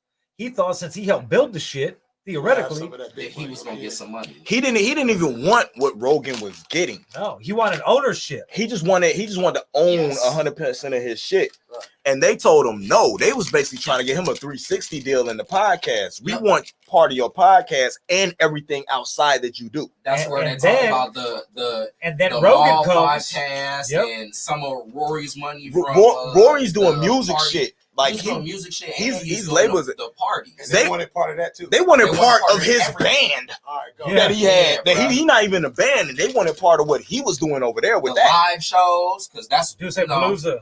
This was going into the next contract. Yes, this is what they wanted. This after they done blew up. Yeah. Okay. Yeah. They wanted parts of them touring. You know how they tour as a show, and the live show. Yeah, they wanted parts of that. Wanted part of that. And so basically, and they gave Rogan everything. They gave him ownership. Would you be a part of some shit like that? That's why he left. Because they didn't. But everybody shitted on, like everybody famous that we know, like the fucking Charlemagne's and all that, shitted on him and told him he was a bad businessman. Because they didn't know that he was asking for too much. That you gotta give. He just wanted ownership of his shit. He created everything. This man has basically been the spawn of what you got from Love and Hip Hop. I ain't into that either, but I got you. He was the one he started Joe Button TV on. He was like one of the first big things to go watch on YouTube with Joe Button TV. He was on Ustream, like a motherfucker. Yeah, even before that. Yeah. He's been doing this shit since like 2011, 2010. So he been grinding on it. Yeah. And he been building. But this man turned around and said, fuck it. I'm just going to launch a Joe Button network. He went and got an all-female crew to do the same exact thing they do, launch their shit, you know what I'm saying, and bring it now. That's what we bring about. Brought his shit back, but did an epic fucking rollout. Everything that everybody was talking shit about him about, he put in the fucking skit. That fucking skit with the fucking whiteboard when he was like, "This is how we're the chalkboard." Yeah, it wasn't even a whiteboard; it was a chalkboard. Yeah, when this motherfucker came back and was like, "This is how we're gonna get to $100 million," and he was like, "Maul, you're gonna do master classes, a lot of them. We're talking about like 4 a day, and you're gonna charge this much." So he got Joe Button TV right now? No, he has the Joe Button Podcast Network now, which is what I was just saying earlier, and that's what I wanted to get into. All of this is tying in together because we've all talked about this, but I feel like the fuck I'm talking he's about. He's laying the groundwork and taking the bullets. Yes, for us to be able to come behind him and do what we want to do. That's what Joe's doing. It's other motherfuckers who are trying to our shit. And it's the other motherfuckers that are doing the same shit that he's doing that's fucking shitting on him because they see what he's doing, they can't get it. I.e. Charlemagne, who's starting his own podcast network, but half of that shit is owned by iHeartRadio because that's where he's launching it at. Exactly. So Joe Button did exactly what I said at the beginning of this podcast, right? Except build his own server farm because he's still using YouTube. He's still using YouTube. Yeah. Nobody's gonna move away from it because it's not this, cost feasible. And this is somebody who has access to something like it makes you think. How does that network work for us? Like, okay, now I said Joe Button. I'm just asking questions for us. Okay, it's basically you piggybacking off of his name. For him, it's owning his shit, getting and collecting all the residuals from it because he's got one hell of a Cash App deal. With Cash App sponsors everything he does. I don't get the shit, bro. I don't get it. Cash App pays him so much money to do what? Per episode that he says this is sponsored by Cash App. Yeah. Okay, that's perfectly fine. Okay, what else? Right now, that's all that motherfucker needs. They paying him they paying him enough for him to be able to launch everything that he's doing. Oh, exactly. So I just don't. And all he doing is putting their label, that little logo in the corner of his shit. And he rocking. That's what everybody need to be doing, bro. That's the type of network I want to make. Yeah. my own shit, But you can come see my own shit. But why we gotta push he built it to them? he built that Cash App shit away from Spotify, away, you know what I'm saying, away from everything when he was doing his pull-ups. And then he took that relationship, and when they saw how successful he was and everything, and he expanded that. That's what gave him the leverage to be able to go, you know what, Spotify, fuck you. I don't need y'all. Fuck y'all. Fuck y'all, because I'm gonna get this back end sponsorship. Exactly. I have new partners. Not only the money he gets from State of the Culture on Revolt. And think about that. He didn't take his podcast to Revolt. Yeah, which he has a working relationship. Yeah, but with that's Diddy. good. He went to Tidal, and what did Tidal tell him? He's gonna take his head. Oh, we can't let you get we can't show you all the numbers. And he's like, then I can't bring my podcast here, Jay. Why would you? What are you supposed to be doing now? He asked if he could know, and he respectfully told him. What do these people be needing from? What do they be needing from Spotify and shit other than the streaming? Like, if you can't. No, we can set up our own shit and sign up to Spotify and stream it, right? Yeah, that's what we do. But what? And that's exactly what he's doing. Well, he's not putting shit on Spotify right now for the he's on Apple Music and he's on SoundCloud. So if niggas like people like Robville could do this right here, ain't this a network? That's what we're doing right now. So what do they be needing these big ass companies for? What, the money at that time or something? Like, I'm asking a question right now, bro. Marketing, promotion, to put their shit out farther. Yep. Yeah, and to get the money so that he can do what he needs to do with it. I just feel like these niggas is too smart. I just feel like we could just if we can create a business, go get a loan. That's his thing. His loan makes sense to go. That's the thing. Anywhere. His loan isn't going to get a loan. His loan is getting that money from Cash App that he doesn't have to pay back. It just goes in his pocket that he can use what he want to play with. 100%. So you use that same money to pay for your ads and the sponsorships and get more. That's what I'm saying. Yeah, right. But that's the whole Promotion thing. He don't have to pay for no ads. He'll go to Cash App and say, "I'm finna do this. I need you to promote it because it's promoting you." So now he doesn't have to pay for the ads. You know what I'm saying? Because they're gonna do it for him. And now when you fucking go to the Cash App website and shit like that, and you're signing up for Cash App card, if you scroll to the bottom, you see Joe Budden logo. Now I understand that, but I don't understand the first part. I understand the Cash App part, but I don't understand the first part. So why would I be with Spotify? Why would I want to be with Spotify or any of these people from the beginning if I have relationships with people like Cash App? Because Spotify is a guaranteed over 20 million listeners. But can't you get the so you have to contract? But you have to build to that, is what you're saying? So you think that all of that shit he did through Spotify is what built him up to where he had? No, he was at what? When he was doing it before, he was at it every time he dropped a pod on YouTube, he was getting like 600,000 views. When he went over this, and this was smart he did. When he went on Spotify, he signed a deal with them that says, I released the audio first, 2 days later, I released the video. Yep. So when he went to Spotify, all those listeners that were listening to Spotify would hear all the shit that's going on in the podcast and want to go back and go see it. So they would go back and see the video afterwards on YouTube. He was collecting dollars twice. So it's like double.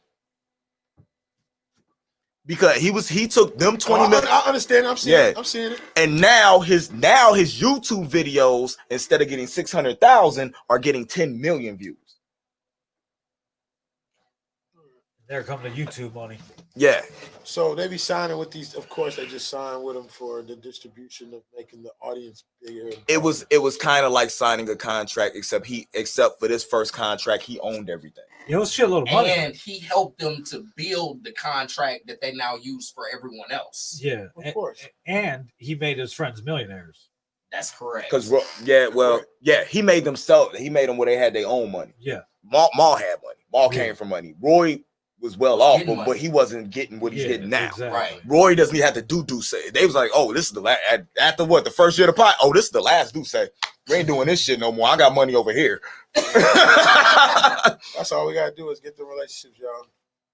Oh, the relationships are coming. I know they are, man. That's the whole thing about it. This shit is. I got a call last night from Mr. Will Profit. Somebody who's be helping me a lot in my career and putting me out there and everything. And I'm mad that I didn't get to go. He sent me a text. No, he sent me that text message. I sent it to you. He sent me that text. Be so and so in Chicago at midnight. Batman's beginning, the Batman movies beginning to refilm, you have a pass to go do whatever you need to do for the podcast. Oh.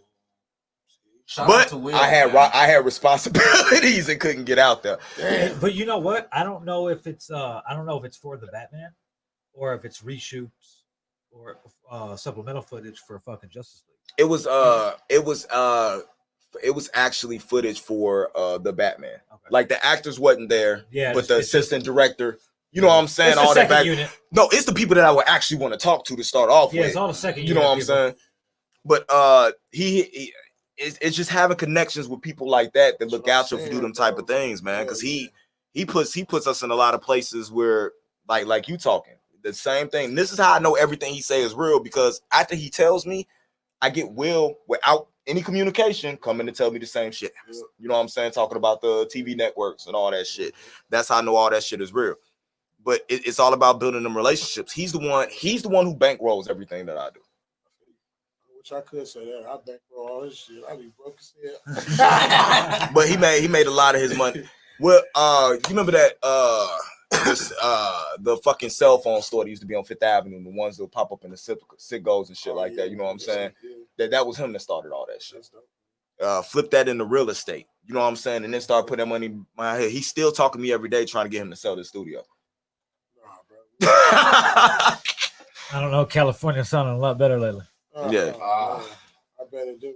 I got a so breaking last my night. heart. Last Come night on. I fucking had I had dinner with my like third grade friends and shit. I saw Friends that. from third I'm grade not. and shit, I'm like- gonna be totally honest with you. I saw Yeah. that picture, and the only time I ever see you as genuinely happy as you was in that picture is when you with your daughter. Sure. I was genuinely like, it just felt dope. Like, it's like when you got real friends, you don't have to be around them every day. Right. You know what I'm saying? Like, you just come back and you just pick up where you left off at, you know? Just because we all men, we do what we do. But the thing about last night that was special, I got a friend named Tony Zane. Tony Zane is this fucking guy is like, he's famous. He lives in California. He's a break skater. He dances Okay, on skates. Right. And he was in he was in Roll Bounce, and he was on America's Best Dance Crew and all of that. My boy Tony Zane. I remember that the roller. I remember that shit. break They skate. was cold. Break skate. Break skate. They Break was cold skate. because they was on the same. My buddy. Was that the same one the break skate. Jabberwockies was on? Yeah, That was the same all of that season the shit, all Jaguar that was shit. on. Yeah. So my brother Tony, the blonde haired kid, my boy Tony, I'm talking about me and Tony was together every day, like for like 3 years, third grade to sixth grade. See, the best thing about my life, like my mom moved me from Gary in second grade, she moved from Gary to Lansing, Illinois, right? Okay. So when I moved to Lansing, it's white people, black people, and Spanish people, it's all kind of different flavors and walks of life. So how did that help me today? I could communicate with anybody. Right. So when my mama money ran out, I moved back to Gary sophomore year, and I've been around all black people now from the beginning. But with me going out there, being out there for over 8 years and shit like that, that helped me communicate with anybody. I know how to communicate with everybody, black, white, Spanish. I know the language of communication. You feel me? But last night, Tony, like he a white boy, but Tony used to be, man, we was like best friends like a motherfucker. Tony is now like a designer, but he also do the break skate and shit like that. And I'm like, bro, dude, you just like. But long story short, he's designing for this rock band that beat him in America's Got Talent. He's like their designer now. That's crazy. In New Hampshire. Yeah, in New Hampshire. And he's doing like all this design shit. And he's like, bro, it's time to. I'm like, bro, I need to get some of them sponsorships. For real. Yeah, I Like, feel you. he said they can't even go outside out there. I don't know the name of the band, but whatever band won America's Got Talent from New Hampshire, he's their designer now. And he still do his breakdance shit. He go on tour and shit with him. But you know, man, it's all about relationships, dog. You gotta. It's crazy how you could be in different places, you know? I'm Googling that. Google it, bro. No, because I know the name of this Hey, band. yo, look up Tony Zane right now. Y'all see this white boy on these skates, you're gonna be like, this motherfucker crazy. Talking about this boy do backflips on skates, handstands, and he got style. He really got swag. So I'm in Atlanta. I go to the skating rink. I'll look up the what's the name of him? Is it Recycle Percussion? Probably. Probably. Probably. That wasn't a very confident probably. No, it wasn't. It wasn't. That was the only New Hampshire band that came up on American It's just that Got I'm so Talent. upset. Like I'm like Tony, dog. I need you to get back on them skates and like, if you design it, you gotta be. We can bring your own brand. Nah, like, fuck and that. shit. Get back on them skates. But You he know how said cold Cali- it'd be for you to video him on them I'm skates? telling you, he like Cali. They said when he was in Cali, he had like this ambition and this work ethic that was so crazy, but he was so involved with the life out there. Right. You know, so I'm like, so when he said Cali and shit, man, I would love to go to Cali. I ain't never been Bro, it is a whole different type of you don't even know what that is, dude. No, I was looking for the toilet water shit because I knew you was finna say something about Cali, and Nah. I couldn't find a toilet flush. Toilet flush is over here. You just didn't hit the air horn. Yeah, so I But, just made it sound better. No, it's a whole different, like, you feel like re-energized when you're out there. It's insane. Like, the closer you get to the fucking ocean, the more fucking you get to Vegas. You ever been to Vegas? Yeah, I've been to Vegas. Like, It was fucking 500 degrees at 5 in the morning. I'm like, dude, it's 900. So you feel like when you go to It was hot as California, you shit. feel like when I feel like when I go to Disney World. I've never been there either. I don't know. How you feel when you go to Disney? How do you feel when you go to Disney World? Have you ever been? What does it make you feel like? My first fucking nag situation happened at Disney World. What's a nag? Oh, man. Oh my We God. made That's an like, hour wow. and 31 minutes into before he started talking about Oh, man. shit. We shouldn't even have fucking asked what. Anyway, Check- we just Check it out. If your girl is dry and you know why, just get you a bottle of nag. It'll solve the whole situation. Nerve Mix Ass Glide is there for you. This motherfucker. Anyway, I just went all the way. Yeah, what I- oh shit! I moved like to it, Vegas. I moved to Vegas in like 2001, and I got out there and it was just like I don't know if it was just because it was a new place or whatever, but it was. I felt re-energized, you know. Uh-huh. And then I came back after the recession, and then I was here till like 2014, and I left to Cali. Oh, you was talking about the Jeezy recession. No, When I'm talking Jeezy was about rapping? no, I'm talking about recession like in 2008, 2009. Yeah, when Jeezy was the recession. I got you. Go Yeah, ahead. okay. So fucking I came back and I was here till 2014. When I went back west, I went to Cali. I went to San Diego. And it's just like it's a whole nother world, you know, Yeah. like it's not the no crab in the bucket mentality like it is here, you know, Yeah. not like nobody wants to support you because they're all doing the same thing you're doing type shit, you know. Right. Everybody's real encouraging because that's where everybody goes to do the shit, you know what I mean? Yes, sir. So yeah, and then you come back out here after being gone for so long and you're just like, I'd rather go back. fuck. So I went to Las Vegas. You been to Vegas? You been to Vegas? Yes. When I went to Vegas, I felt like if I lived in Vegas, I would be like the devil's doorman. Like, What the I would be a part of the devil's security in hell. I would definitely be security at the gates of hell if I lived in Vegas, bro. I'm talking about, you don't get it? It's I so get it, man, much but- motherfucking shit going on down there. Bro. Bruh. I would be bro. security at the gates of hell. Like, hold on, little nigga, hold on. Let me see if the devil ready for you. It was fun. Like I went Bro, out my there life would be in shambles if I lived when there. I first moved out there. I was 20. I turned 21 like after like my third month being out there, and that was like the dawn of the ultra clubs. Like when all the fucking big ass clubs start opening up in Vegas and all that shit. It was insane. What? That should be fucking too friendly. I wonder if the statute of limitations be. Whoa, whoa, whoa, whoa, hold on. He doing the math in his head now. Whoa, whoa, whoa, whoa, whoa, whoa, whoa, whoa. Is Are Omar still we here? gonna do story time with Uncle Bobby? Yeah. So Vegas stories. you know, Ugh. see, this is why we should have been on my StreamYard. Here I go. No, but what happened? You get a message? Huh? Here I go. What? Nah, I know what's finna happen. I'm the YouTube viewers. If I'm not able to get on YouTube for a few days, you're finna know why. Go. So I moved to Vegas, and you know, I moved out there because I'm like, you know, my mom first moved out there. It was like February of 2001. I was like, no, I ain't going with you. I belong to the streets. What the fuck I'm gonna leave this area for? The streets? You Yeah. belong in the streets? You finna go dance in the rain in front of car lights? Fuck yeah. So I was like, what the fuck? I'm like, I'm out here, you know. So she left, and I was out here, you know. And then my grandfather had moved. He was about to move to Florida, and the house he bought was furnished. So he's like, yo, take all this shit to your mom. So he gave me a shitload of money and a fucking big ass moving truck, and was like, go. Oh. So we drive it to Vegas, fucking get there. Supposed to be there for like 5-6 days. Stay for 3 weeks. And right then I was like, fuck Gary. Fuck Gary as a staff, as a record label, as a crew. This Real, bro. this is not a statement approved by the Link Up Podcast. Hey, man, This is the views I of approve, Uncle though. Bobby, Rob Villain himself. man, For somebody who is named, y'all undeniably need Gary, Indiana. Hey, man, I love Gary to death. So do I. Love it, I mean, I'm but back here, man. but so I get They there keep asking me why I dropped the young and just went with Indy. because you're old as fuck, You ain't young no more. and you live in not Gary. You ain't even living Gary no more. So, but I get out there and it's like I'm like, yeah, fuck this. So I come back here after like 3.5 weeks, get all the shit together to get the fuck out of here. Move out there in August. The heat took a little to get used to, Yeah. but bro, the money.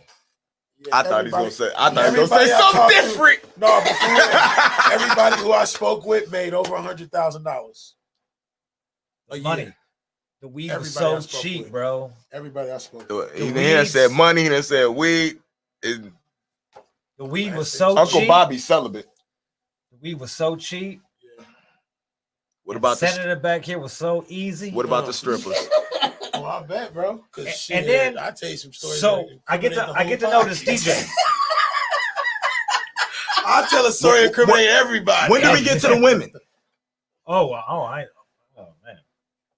I don't know about that. Uncle Bobby had a nag moment. No, No, next. no. No nag. How many threesomes? Threesomes are fun.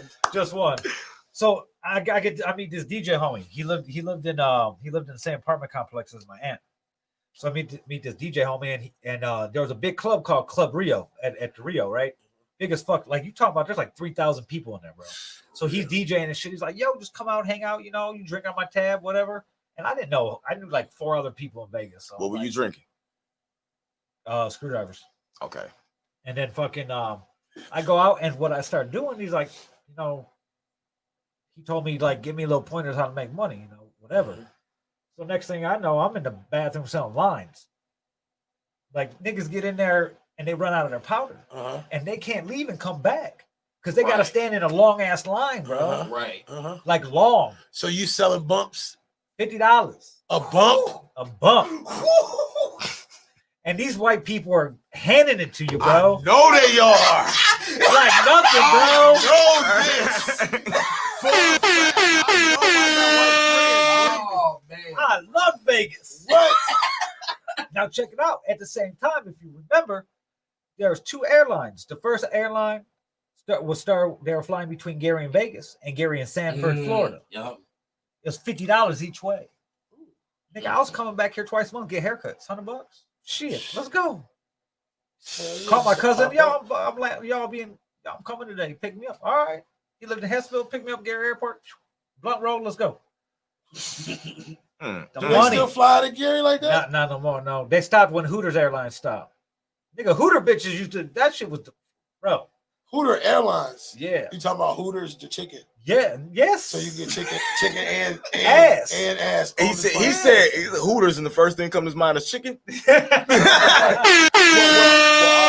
And we high, man. We hungry. No, it's cool. It's cool. Nah, Hooters for me now is different because I walk into Hooters, and Hooters is every girl that grew up with my sister.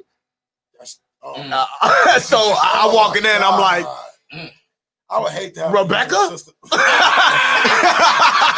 I would hate that. With your Shit, no, I'd walk in there and be like, Rebecca.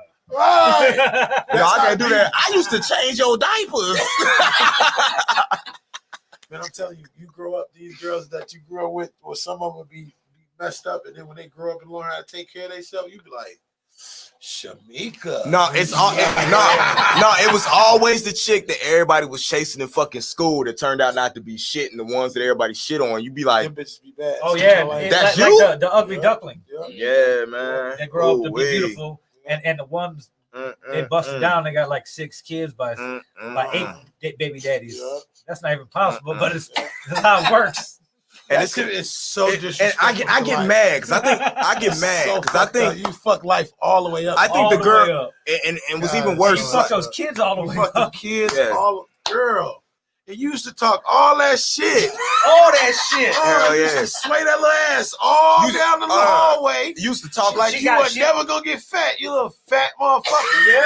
She had 2 kids out of her first baby daddy. Yeah. Get all big and man. he leaves. He leave. Then she get another nigga named Ty, and Ty ass don't know what he doing yet. Nope. He just fucking her and Yeah. he need a place to live. Yep. Mhm. And then He you walked got in one. with his PlayStation And and, then- a garbage and then- bag of clothes. and then you fuck around and get Elizabeth. You get let me think of a good name like Alicia. You get Alicia who was in the GT pro. You get Alicia who's in the GT program. You know what I'm saying? Who's all nerdy and shit. And now she out got money and she looking like a fucking model. Yep, 100%. They used to walk past like, get away the fuck away from me. Yep. And that's kind of the story of me too. So I'll take that ugly. Yeah. I yeah, swear, true. when I got older, I was fat my whole life. I've been rapping, getting fat, and then you get older, these just be like, oh, that's I'm like, oh, bitch. Fuck is you Nah, talking I about? was the nerdy motherfucker in school that used to always fucking rap to himself in the corner with the fucking wrinkly windbreakers on. Wrinkly windbreaker. The wrinkly. Crazy thing is, I've tried to iron those before. and you start melting them. You be trying to pick it up, and your shit just start melting on the pan. You try to put the Now you towel got over half it, of and you be an like, iron.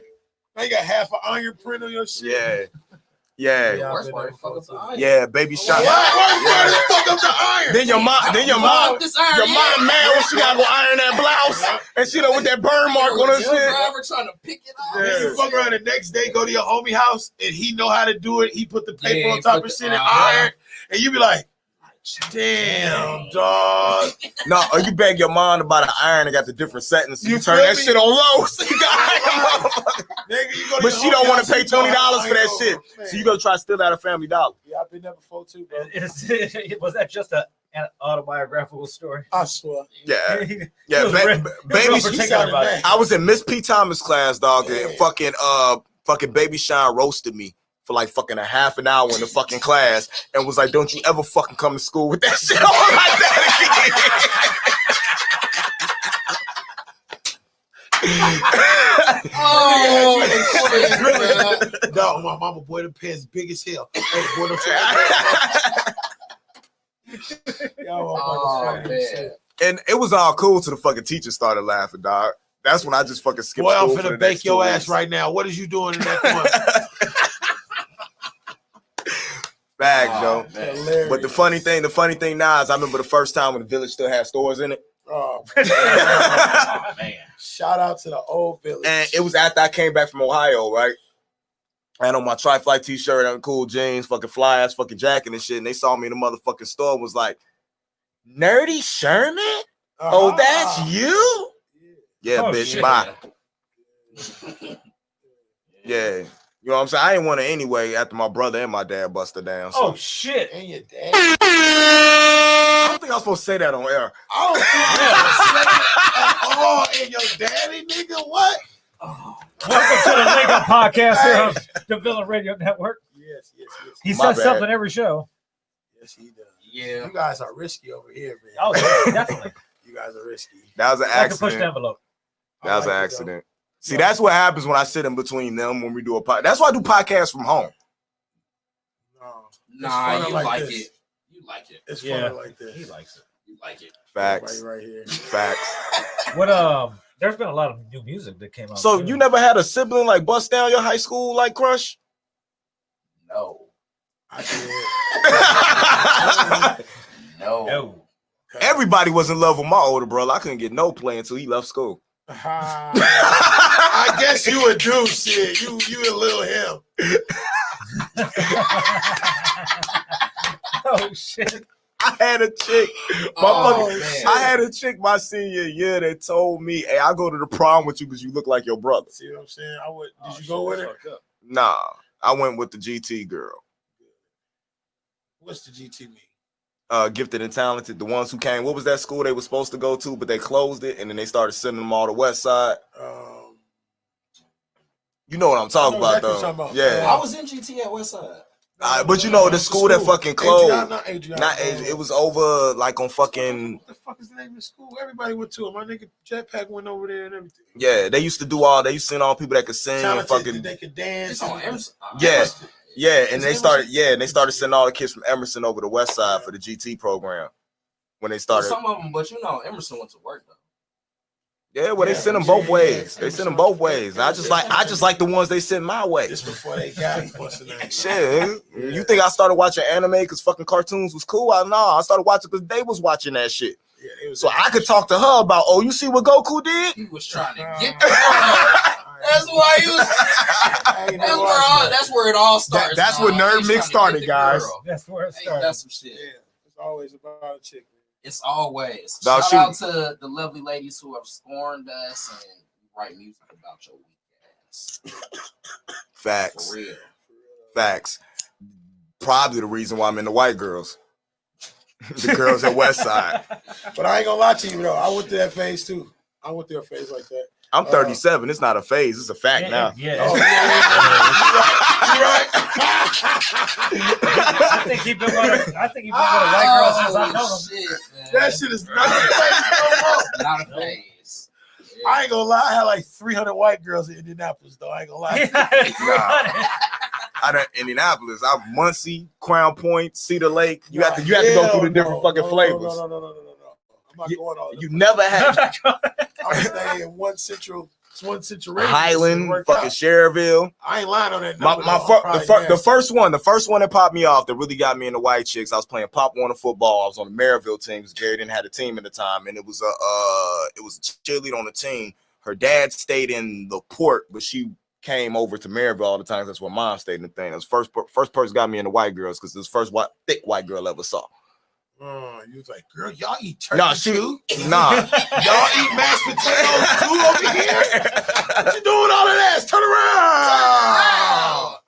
Man, let me tell you this. Bro, when I moved to Indianapolis, I always liked older women. So I seen this.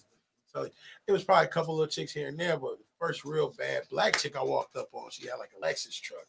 And I was working at Speedway. And I walked up to her, I'm like, hey, how you doing? You think I could take you out to dinner or something? She's like, aha. No. Right?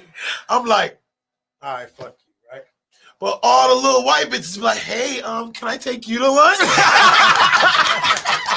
Right? I'd be such a like, for real. Hell yeah, you can take me to lunch like, then, Ashley. Yeah. Ashley be like, oh my God, my first BBC. Right. And then she got a friend named Lisa. And they both just, oh my God, Reese. Oh my God, Lisa, you have to try Do this. you listen to Dipset? Do you? You listen to Dipset. Bitch, I am Dipset. What are you talking about? It's just like in the Pornhub video, I swear. So it went from that to, I have no exaggeration, over 50 white girls. Because I didn't think black girls liked me when I was younger. Then I moved to Atlanta and they was like, Mama, I told my mama, like, I think black girls like me. She's like, yeah. The funniest thing in the world, yo. The funniest thing in the world. That Dipset shit worked though, because the fucking back fucked up everybody's hair. That's why everybody has that fucking missing hair right here and right here. The fucking do-rags with the fucking bandana, with the fucking baseball cap on. That shit too long, dog. The do-rag, the headband, and the hat. And you know, the towel, you can have your... Yeah, then you fuck around and wonder why you always got a headache, because you got all that shit on the fucking top of your hair restricting blood flow. I used to do that shit. But bitches love that. You know why I call most of bitches love that. You know why I call most of the white girls that? Fucking Fairhaven. Oh my God. I fucking hated Fairhaven. Fairhaven. Best thing about Fairhaven was the fucking candy drop out the airplane. No. I haven't been to that. The best thing about Fairhaven was being 18 years old and being other 18-year-old girls, and it was nothing but a fucking pussy farm for me. No, you was going when you was 18. It was so much fucking pussy on Fairhaven bus. I was not going to Fairhaven at 18. I'm talking about 8, 9 years old. Well, let me tell you what happened. Shit. My little sister ended up going to school there. She got sponsored by the. It's a school and everything, huh? It's a college. That's what Fairhaven is. No, we talking about Fairhaven that pick up the black In kids Chesterton. the neighborhood. Yeah, it's a Bible college. Bro, I was going at 8 or 9 years old. That's it. Yeah, my sister went to school there, so I went there all the fucking time. I Yo. never knew that. Yeah, but it was so much fucking pussy at Fairhaven. Yeah, I bet you it was. They was trying to experience. It was a little black. I went to I grew up in East Chicago, right? And so me and Critical and Frankie, you remember Frankie? Does this involve tacos? No. Okay. I need another taco. There was a Korean kid in our class, Walter Dobre, and I was That is not a Korean name. well, no, but his dad was American. Hey! Keisha Cautious in the motherfucking house. We got somebody famous in the building. Straight from her fucking radio Little interview. Oh, yes, sit down. Thank you. Look at that shit. Hey, Air hustling in the building. y'all. What's cracking? Nah, we were just talking about Oh, yes, I'm wonderful. So we go to a Korean church. She's like, go to church with me. Tony I was just like, texted all right, bro. We go to some Korean church in fucking somewhere. I think in Des Plaines or some shit, I seen that before. bro. He's like, yeah, you can eat there and everything. They had a bunch of shit. We ain't gonna eat, bro. So me, my Korean brother, Oh, yeah, you know how. yeah, Go ahead. bro. It just We can- smelled. we We can get walked you in some, there like a Reggie. little buffet everywhere. It smelled funny. You don't eat Chinese food? I ate Chinese food, but this wasn't Chinese food. I ain't Chinese pussy. Bro. So we ended up walking to He said McDonald's Korean, and get so- lost in Des Plaines. And I'm talking, this is like 1991. Illinois? Yeah. Hell yeah. That's what I was going to say. Illinois? Yeah, That's it's what I crazy. seen that before. It was the craziest experience ever. I don't know how we got there, but I got kicked out of Fairhaven because I was making out with a girl in the middle of the fucking bus port. You know what they used to Finger say? banger. Finger banging at Fairhaven. Keisha's like, what did I I walk into? believe that, dog. I was going to Fairhaven at 8 or 9, not Yeah. 18. You were probably going to Fairhaven while I was there. Fairhaven for me was nothing but a fucking sex farm. It was a field A trip. sex. What is going on? Dog. And they used to always use me to get the girls to come on the fucking, like, he'll be there.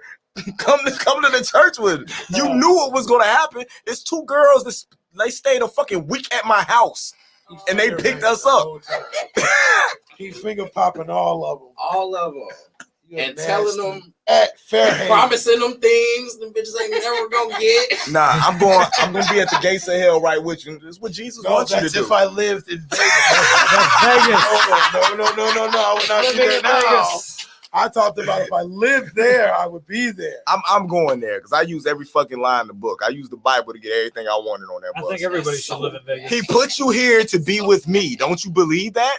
That's Oh, why you're shit. here. Boy, you gon' fire. You're right. Right. Scorching. I Boy. just came to stop by. I didn't want to come go to hell. Man, you could have hopped on the bus. I'm about to get off.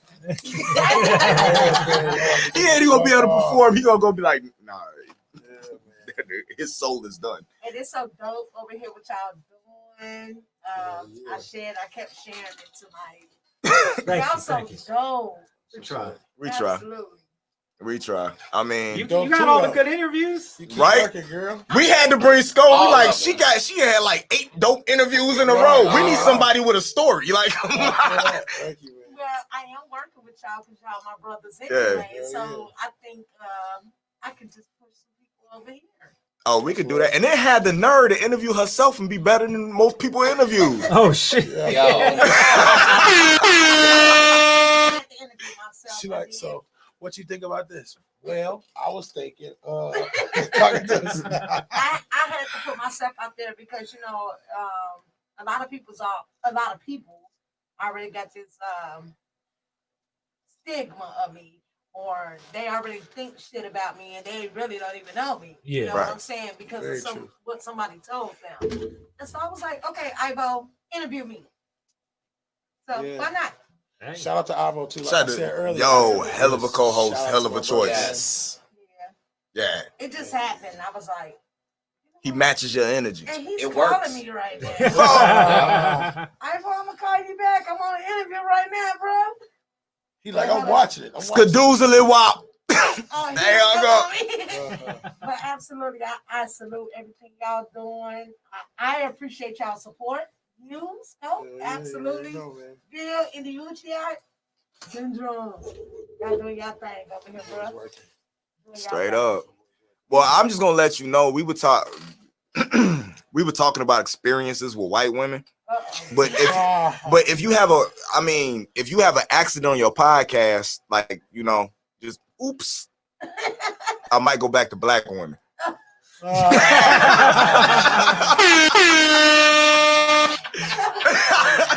Syndrome wouldn't because they're overrated. Yeah, Mr. Big Tits are overrated. You said oops. Yeah, just oops. I did have an oops on there. Talk about the Janet Jackson. Yeah. Just do the Janet Jackson for It's not gonna happen with me. Guess you're gonna stay over there, buddy. Sorry. I be having my shit secured. Yeah. So, you know. We tried it though. We gotta keep watching Tara's Facebook then. It's priceless. Hey, but what they do be saying, they be like, yeah, Keisha, you be around me all the time. I know somebody saw them areolas. Areola. She said the whole word. That was funny as shit. No. Oh shit. No, it's gonna be a pretty penny. Yeah. Get your OnlyFans popping. Yo. With that being said, look, we were talking about. Hold up, we were talking about. We needed to get funding, right? OnlyFans could fund our whole entire network. Yes. Hey, you know what? I don't need an OnlyFans page. Better work on it. Hey, Bump J got an OnlyFans page where he sells his football picks. I'm cool. Really? Yeah, he sells his football picks. Is he good? He's hit Rivers Casino probably for like over 170 grand so far this season. Damn. You go on his shit. He shows all of the betting receipts and everything. Bump J the rapper? Yeah. He winning off them bets, huh? Yep. And he posts his picks every I got week. a homeboy who be doing that shit every day. Yeah. That boy, he bet on basketball. It's football. $50. It's $50 a month for his too, OnlyFans, and every week he posts his picks. Well, OnlyFans didn't start as all that fucking. He just posted porn pictures shit. of It football. started as some other Of shit. football bets. Of his picks. Yeah. That's nuts, man. Y'all funny as hell when y'all said football picks. So did they interview you properly? Do you feel like you got a proper interview? I feel like it was rushed, but I understand because you know they got so much other things going on. I wanted to shout outs. I had a whole list. Look, I had it wrote down. I was like Ice World, SDA, Bill Radio, and the Uchi. I named all of y'all. We love you, girl. And they was like, okay, and so what are you? Okay, bye. Bruh. But I appreciate it. Yeah. I appreciate it. You know, that's something they didn't have to do. And I'm gonna shout out Power 92 because they don't have to put They don't have to do that. And even if that brings 5 or 10 more viewers to go check out, you know what I'm saying, what you doing, it was more than worth it. Dale and Real T and K Caesar, everybody over there. Yeah, man. Shout out to Mayor too. She be Mayha be holding us down. I was supposed to be inside the studio. This COVID stuff going on. Okay. You know, right. Going up a notch again. Yes. Yeah. So, with that being said, I hope y'all didn't see my hands on live. This shit ashy than a motherfucker. But yo, man, let me say something real quick because I gotta skedaddle real soon. Yo, backstage, Sko Dollar. Yeah, backstage tonight. On Broadway. I'm gonna be there in about an hour. I gotta go home, take care of my family. You know that. Oh, absolutely. And I'm gonna pop in. Family first. Shout out to everybody that been rocking with me. Mr. Rob Villa, thank you for bringing me. Mr. Indy, my brother, you already know what it is. Syndrome, man. Keisha, of course. Thank y'all for letting me come through. When you get a chance, go look up Sko Dollar. Go look up Dream Rich TV. If you need your grass cut, send me an inbox. We can put that together too. Just making moves, man. Make sure y'all check me out. I appreciate all of this, dog. Thanks for the interview. For me to put my name out here. Excuse me, just a little bit more and doing what I'm doing, man. Thank you. It's all love. Dope artist. Clap it up for Sko. Clap it up for Sko. Yes. Yes, sir. I'm gonna go to backstage tonight, but I'm gonna go on the slide. Since That's I know what's you gonna up. be That's there, what's up. So so. y'all make sure y'all take care of yourselves. I love y'all, man. Yes. Kill that Thanks shit, for coming. man. Much love. Much love. I need you to go live since I gotta go home. I got you. I got you. If Keisha go, you know she can go. Oh, live. if Keisha going, it's gonna be live. You gonna Yeah, see I know it. Keisha can't go live. Oh yeah. Oh, yeah. Yeah. Listen, talk about it, Keisha. Yeah, the You haters. can go live on Instagram. Yeah, IG I can't go live, but we can't stream on IG like we do on Facebook and all these other platforms. So We got you on. Hey, if you want, I'm just saying, if you want to log, if you Lula want to TV. log into Nerd Mix Gaming, Oh, Lula if you want, TV. yeah. okay, that part, LOOL.TV or some shit. Yeah. Or whatever. that part. It's kind of like StreamYard, Uh-huh. but they're not as fancy with the green screen and everything. Oh, okay. But you could go live you could go to Instagram live. Okay. Like we could theoretically do this to Instagram. With their thing, we could shoot to everybody but Facebook, but they don't got no background shit. So that's why I haven't incorporated it. Okay. Oh, I can go on IG me on live. I'm Facebook. on that then. I'm on that. I'm on that. Yes, sir. Right next to you. To the right. Yeah. So do that. We always gonna hold you down. If you need my Facebook, just let me know. If you need Nerd Mix Live, just let me know. Yeah, But absolutely. whoever the fuck is reporting her on that bullshit to get us to shut down, fuck y'all. Yeah. Fuck y'all just like Tory That Lanez. shit Fuck y'all. is trash, This shit boy. crazy, I know, y'all. trash. And I'm like, damn. I mean, why? Trash. Well, you know why. Exactly why. Like You know why though. I You know do. how they're gonna hate. we've Do had that. this discussion plenty of Yeah, times. Yeah, we have, yeah, we black have. woman doing what you doing, and they hate that it ain't them. Yeah. No. That's all it is. They hate that it ain't All I them. do is hang around the boys. Y'all better hang around the boys. Hang around the fellas, y'all. That's how you get it done. Facts. Yeah, I've been waiting. I've been waiting because you know me, like I be talking shit to everybody, Mm-hmm. and I've never been no Facebook jail, no nothing. What? Knock on some wood, like no nothing. No, yeah. Never. The only time I went to Facebook jail was after my divorce. yeah, bro. And I understand why. I don't even understand. Like I couldn't even imagine making all these backup pages. Yeah, you know, like no. You can't even That's tell Rock Vega happy crazy. birthday because you don't know what page he on. He got like 14 different pages. You don't know which one's active. Yeah, just gotta tag them all. Just crazy. Happy belated Yeah, super that'd be pilot. good. Yep. Right, that part. I You'll told see him this one. yesterday, ain't nobody about to tell Tag you all happy them. birthday on all these. Yeah, man. Yeah. Happy birthday, Vegas. Hell yeah, happy belated birthday. I don't even know what Good season dog. is this. Is this Season 2. season 2, episode 6. Yep. That part. I got tickets for people's shows in my purse. Just shows how much you support. Sounds Yeah, about right though. I do. I think she said it like it's season 2 and I'm just now on here now. That's what she really meant. What season is this? And I'm just now here?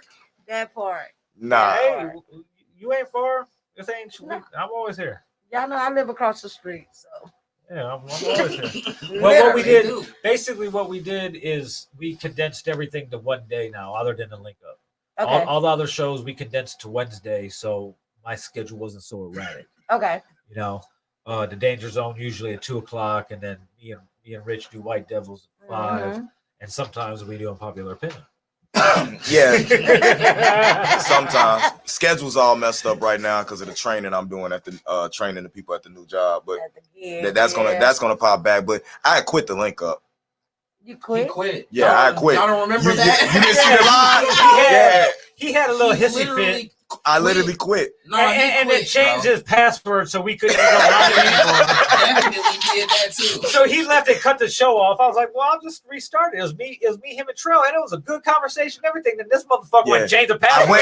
I didn't change the password first. I went live while y'all were live, commenting on everything y'all were saying. yes, That's what I did on yes. another page. Yeah. And then I cut it off. Then he cut it off.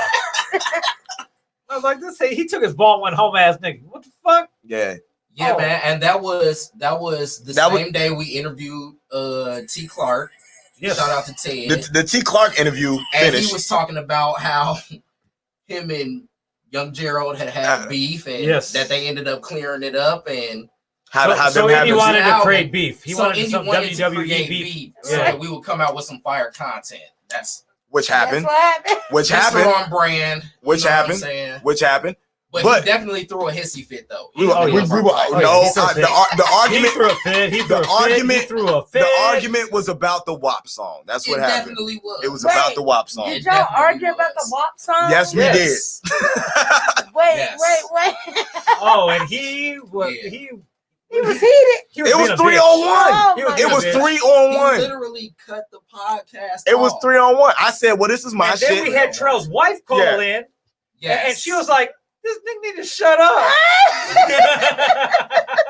And Troy hasn't been on the podcast since.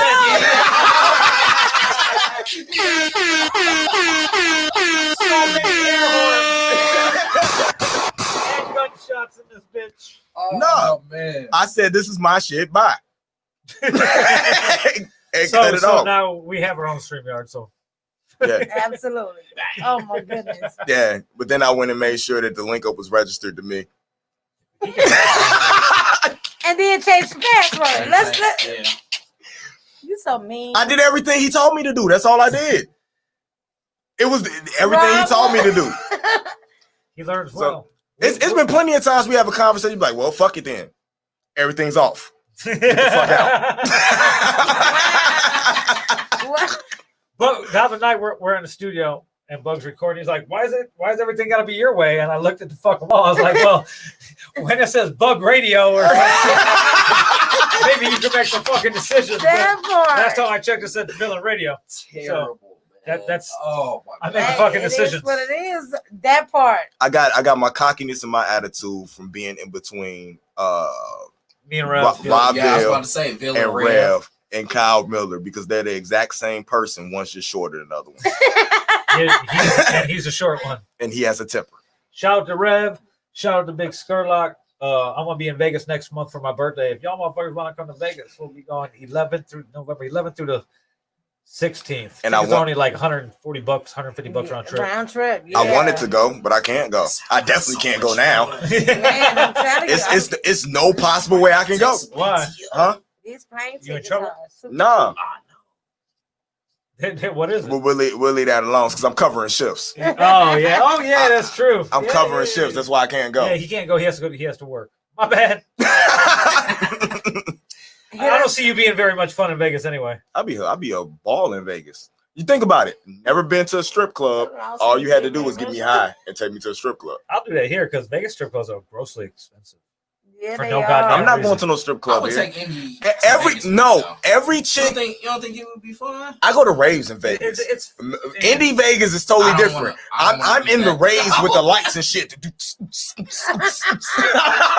That's what Indie's doing in Vegas. You on your white girl shit. Yeah, with yeah. Terry Crews. I'm on my Terry Crews in Vegas. This one here. when in Vegas, Papa Miley. oh shit. Okay. I was on Molly in a That hotel went a room with little two left. strippers.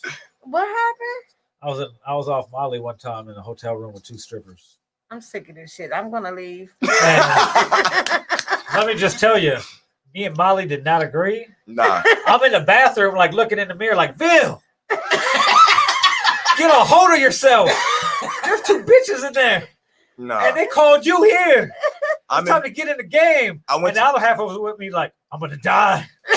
This is one of the reasons. I'm gonna This fucking die right here in this hotel room. my Two first, strippers? my Two first, strippers, and not in the bed with them. I'm gonna die in the bathroom with my clothes on. What kind of bullshit is this? my Oh, first, man. my first and only That's time ever being to Vegas. That's Was- not go before 3. I'm Yeah. sorry. Go ahead. My first and only time ever in Vegas was after my like a couple of weeks after my 21st birthday. My stepfather was graduating with his second master's from DeVire University, and this is when, because I turned 21, I got to learn that my stepfather was the biggest pothead on the planet and knew all the connects. And that's when we met.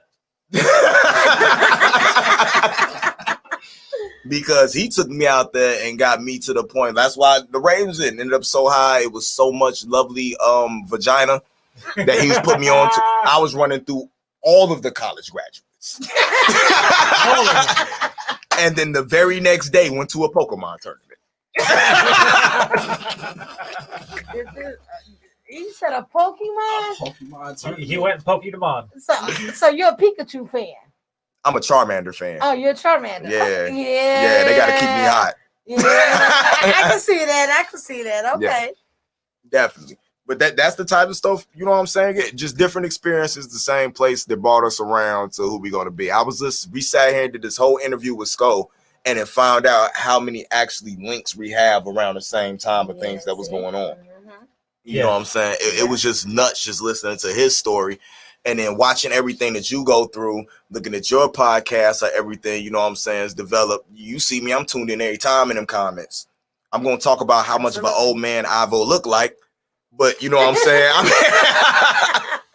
I'm in them comments to show support and love for everything that you do. You know what I'm saying? You do for us. Thank you. I appreciate everything y'all done for me. You know, it was Bill I was talking to when we was at the food drive with Hollow Gang and all them. And he was like, yeah, we gonna do this. And then Bill was like, well, we doing this. And I said, okay, well, I'm gonna tune into that. And what I did was, because of course with the COVID, we working from home. I used to have my laptop, my original. I was like, well, I'm gonna play with this program while I'm working. You feel me? And I got to playing with it, and I said, oh, okay. I'm gonna hug Bill next time I see him. But I hug him all the time. Absolutely. I support y'all 130,000%. Well, we got some ideas, some big moves. We just talking to Sko about that before we went on camera. Okay. And it's definitely something we're gonna want to bring you in for, because there's nobody doing what we're thinking about doing right now. It just had to be the perfect venue and the perfect time to do it, especially when the COVID stuff ends. Absolutely. Nobody's doing what we finna do. And it's gonna be very interesting what goes on, man. Definitely. Vil looks like he's ready to play something that he's not supposed to play. I was feeling like that too. No, those are the vibes, bro. I'm just vibes. It's probably something he stole from G Scott that G Scott doesn't want leaked. That is getting ready to get leaked. Hey. I just went through my email just to look for shit that I know I could play without getting cut off. There's nothing, because it's all unreleased shit and anything. Yeah, it's gonna be G Scott produced by T Clark with a combination of Boogie. It's gonna be something, and then we're gonna. I actually don't know who produced it. But it's G Scott. This is what happens when you give somebody access to your drive, G Scott. No, this came about during the quarantine parties. Oh. You know, when COVID locked everything down, instead of Tuesday nights at the strip club like we used to do, we had quarantine parties at the house. He took strippers to the house. There was actually during COVID quarantine. There was only one stripper that ever came, and she didn't strip. So it was mainly beer pong. Like there was one, and then there's like legendary beer. They pong were playing ping pong. They were playing beer pong during COVID. That's a no-no. No. We don't say prescribe to that. Well, they weren't. It wasn't regular beer pong. You know, like everybody had their own containers and everything. I can guarantee 2 or 3 losses in. There was. Oh, that's my beer. It was. Yeah, but maybe I don't know. I wasn't playing because I don't drink beer. A and B. I was DJing the whole time. That's how I got all this music. Everybody, you know, G Scott was there, whatever. Like he would send me everything. The more fucking Hennessy lemonade he would drink, the more shit that he would email me. You said Hennessy and lemonade? It sounds like you're taking advantage of a little white girl when you say that. The more Hennessy and lemonade he would drink, the more shit he would send me. I'm mad that he's disrespecting Hennessy with lemonade. Well, he made a song a long time ago. Yeah, he made that song. He made a song called Hennessy Lemonade. No, he made me one. Dope song, and it's good. That's Hennessy in my cup right there. Yeah, the Hennessy lemonade. Do you remember the Hennessy lemonade from the Royal Fest? Yeah. We got on stage. You like it? The Hennessy and lemonade? I can't drink Hennessy no more. Why not? Because bad things happen. It's the only way I can drink Hennessy. Vil turns into a black man off of Hennessy. Let me tell you, bad things do happen off Hennessy. Good things happen. Yeah, come on. Give it a cup. Good things happen off Hennessy. Mm-hmm. Look, I a little drip. I don't want to put this on camera.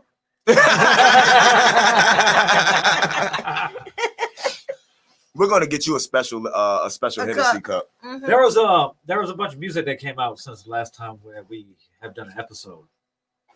But there's one thing I want to talk about, and that's West Side Guns Project. Are we gonna talk? Are we gonna talk The about? Sunshine? Are we? Hold on. Are we gonna? Is that Guns Project? I'm trying to think about. Well, then just listen. Don't talk. No. Are we gonna talk? Are we gonna talk about what I think you finna talk about? No. Okay. We're me and Rum are gonna talk about the project. You probably hasn't listened. No, I have listened to it, but is this the project I'm boycotting for somebody? He is No. boycotting.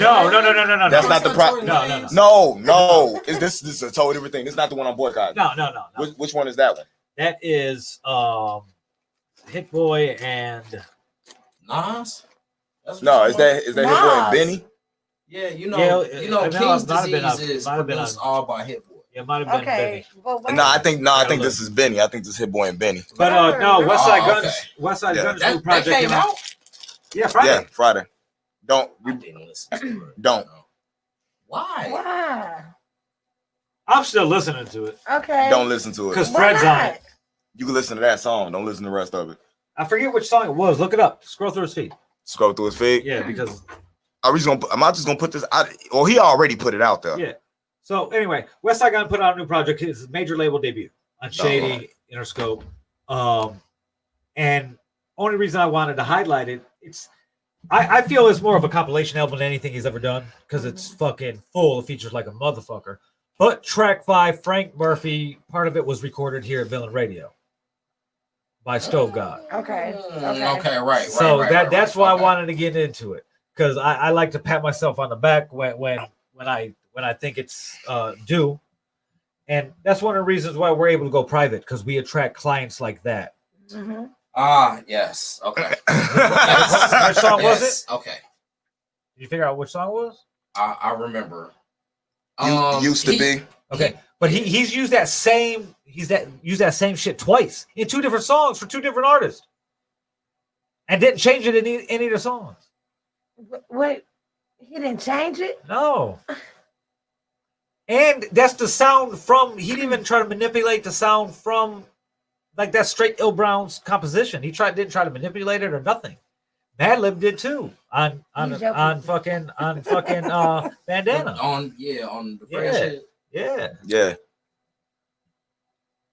Wow.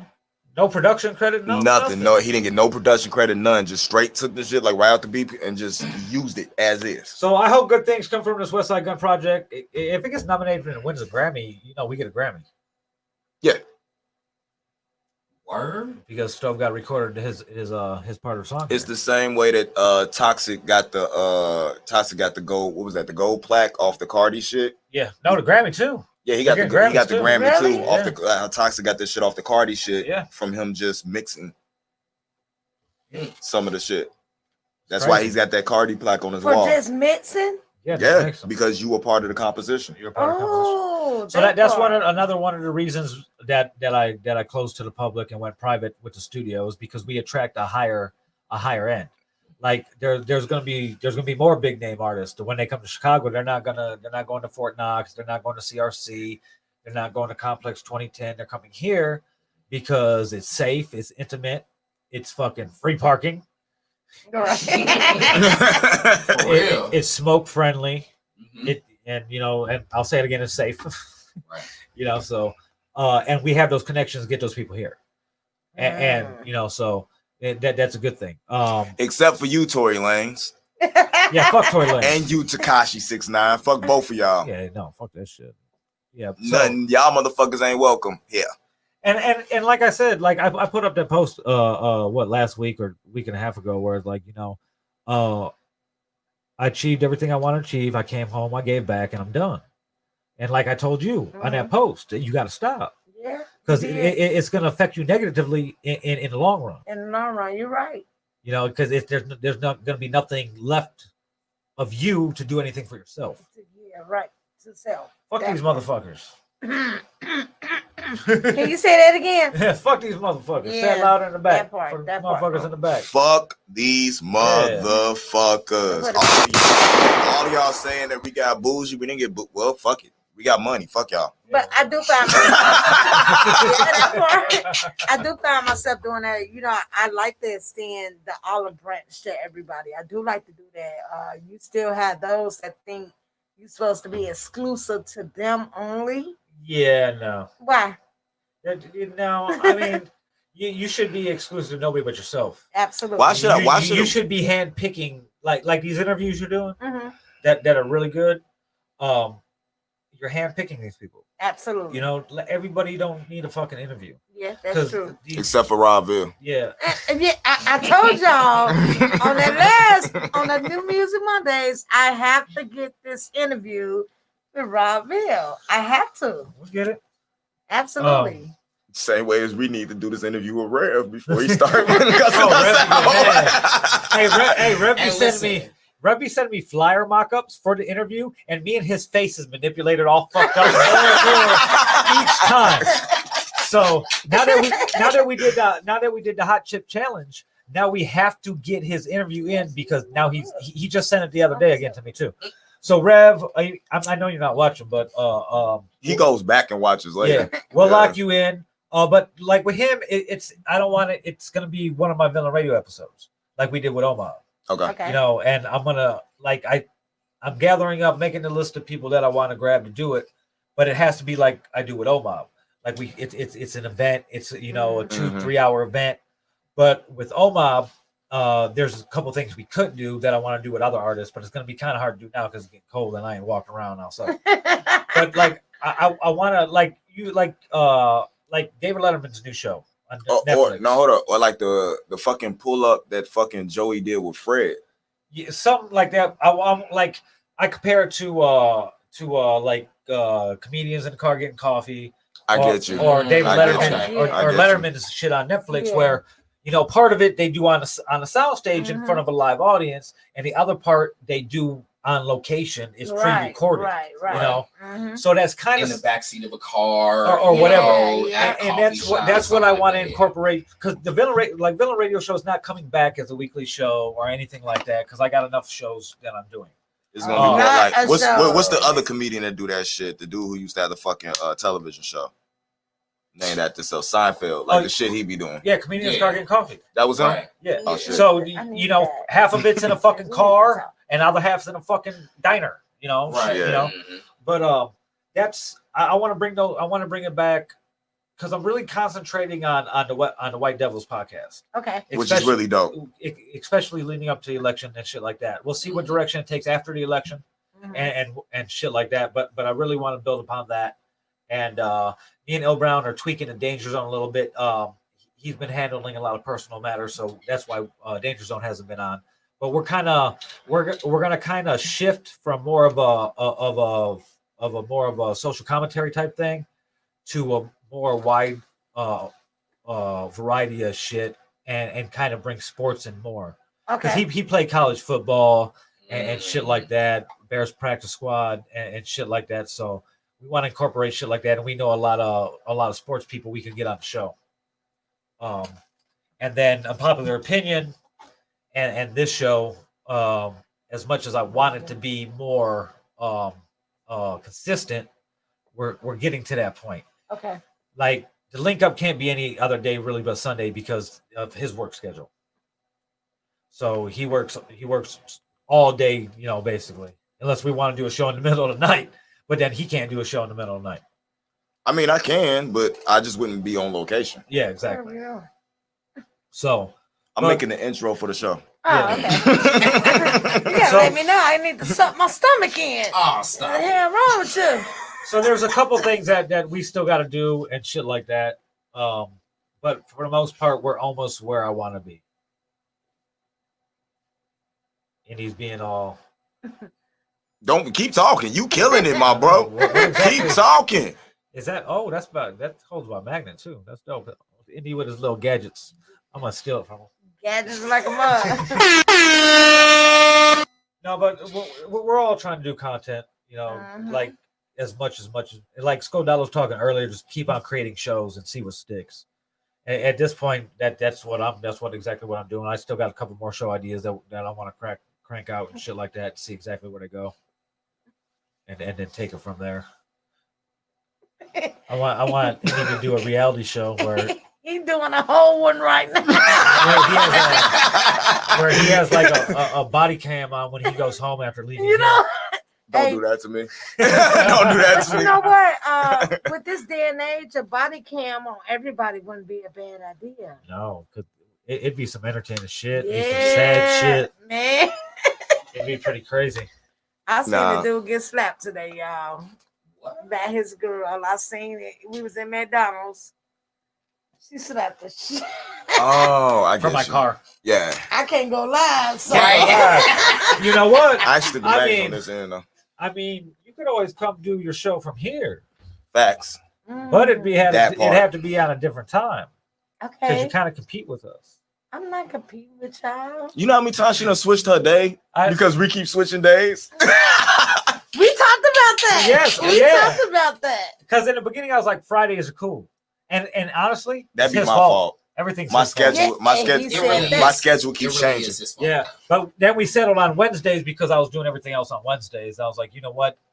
I can't keep doing shows and trying to, because that's when the studio's still open to the public. Yeah, and it's hard. People be like, oh, I want to get a session from this time to that time. I'm like, well, nope. Right. I got a show this day. So everything kind of worked out perfectly that we could move everything to Wednesdays, because his off day will be Wednesday soon. Okay. And then I do the other two on Wednesday. So that way my day is all fucking podcasts. Mm-hmm. And I'm thinking maybe I should like bring different outfits for these shows. Two wardrobe changes between the fucking shows and shit. I love Rob. I do. Because I love him so much. he got what he got going on. And then like today I do A+ Hero Report. I do Anime Assemble tomorrow. And then you know what I'm saying? Like we got the other stuff that we, you know what I'm saying? You we with go the through. anime too? Yeah, I do it. It's Nermits for real. Yeah. That part. Yeah. I love it. Yeah, our thing in here, there's not a base we don't cover. Absolutely. Not at all. I love it. We do the electronic unboxings. The cell phone shit is starting. The gaming thing is going. Like we got everything here from every medium. You know what I'm saying? So with the gaming, what games y'all on? Call of Duty. There's not a game you don't play. Oh, really? Yeah, that's the fun part about it. Not a game we don't play. That part. Well, that's with him. That's with me. I played 2 games. He plays 2K. What's your 2K and Grand Theft Auto. That's all he plays. Oh, that's it? That's 2K it. and Grand Theft Auto Online. That's it. Oh, wow. That's it. Well, you know what? I did buy Tony Hawk Remastered when they released it a couple weeks ago. You just need to download Game Pass and just start playing everything. I got Game Pass, but there's nothing really on there I want. Just play shit. Play shit and stream it. It don't even fucking matter if you are we like. Xboxing or PlayStation in there over here? Xbox. Why would people buy PlayStations? Yeah. Oh, I will win me this whole room. That's for men that just got out of prison that still want to get in touch with their feminine side. I like no, but I'm gonna buy Avengers too, but I'm gonna wait till I buy it for the Series S. I got it. You like it? I like the beta. The beta was cool. It wasn't really much to offer. Well, I don't have anybody to play with. That's probably Xbox. You sold me. Hey, shout out to Syndrome. He sold me the Xbox and 2 controllers for and the headset for $90. Well, you know me. I got the Xboxes, the PlayStation, the Dreamcast, the Switch. See, no, I have a whole setup where it's just set up just to stream from with a green screen and all that. For all his games. Really? Yeah. I got Facebook got the Facebook gaming. I'm sponsored by Facebook Gaming for the for Nerd Mix Gaming. Okay. So that part. Yeah. That's honestly too what happened to a lot of the link ups, because it started to shorten my streams and the money was coming in from the game streams, and I was like, we'll do it Sunday. No, but then we started testing out the recording thing, recording different segments, putting together, doing the recording thing. It actually worked. If we record one and then we do live, we always had that one to plug in, right? Just in case. So it was working. So we just attacking different mediums and a way to do it. Trying to be like the people that inspire us, trying to be different enough that we're another medium, because that's what the reason why we went live is, because the most popular podcasts that talk about the same stuff we do, the Joe Budden podcast, they record it twice a week. Yeah. Yep. If we go live once a week for as long as they do, you know what I'm saying, and they record it, it brings in a different medium. Yeah. Okay. But then we found out how hard it is to sit here and do a podcast Sometimes, yeah. for 3 hours. Yeah. Yeah. It all depends. That's why we have no set time limit. We know we're starting at this time. Mhm. And But we do try to do at least a minimum hour and a half. yeah. Hour 15 minutes, hour and a half is minimum. But it all depends what topics we're picking and how the conversation's flowing. Okay. But usually we don't have any issues as of lately because there's so much shit going on. Yeah. And they're still kind of balanced, not getting into too much shit on one show because you want to save it for another show. Exactly. Like I try to keep the politics shit to a minimum on these shows because I can do a whole fucking 2-hour shit on Wednesdays, Yeah, you know. Right. You know, Yeah. we just randomly But- just pop shit up like. But I'll still, I'd still be like, hold on, hey, you guys, you're fucking retarded. Fuck Trump.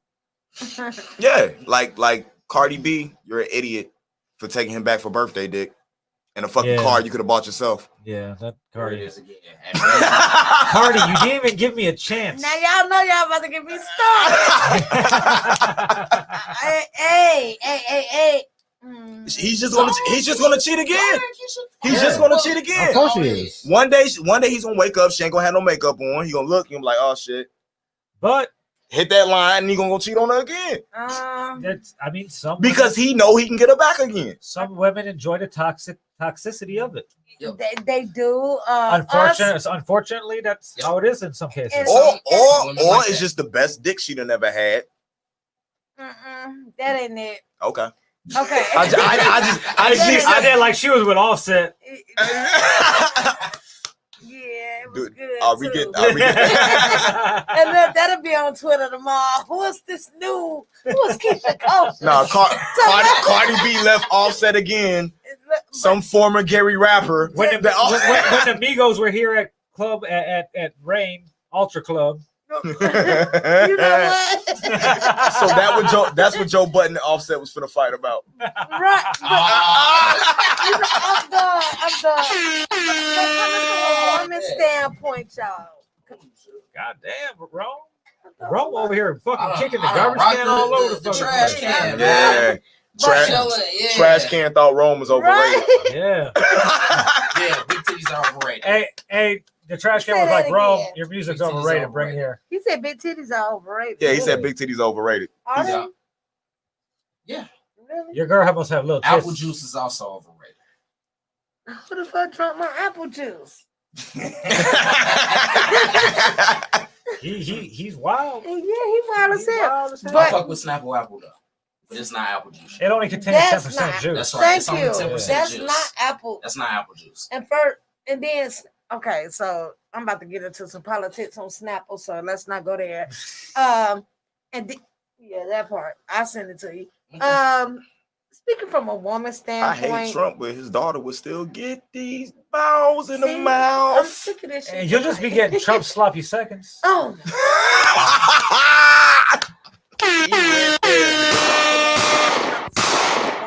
I'm sorry. I'm sorry. I'm sorry. I'm not gonna speak on it. You know. Nah, go ahead. No, Go ahead. I'm curious. Why did Cardi B take back the dirty dick?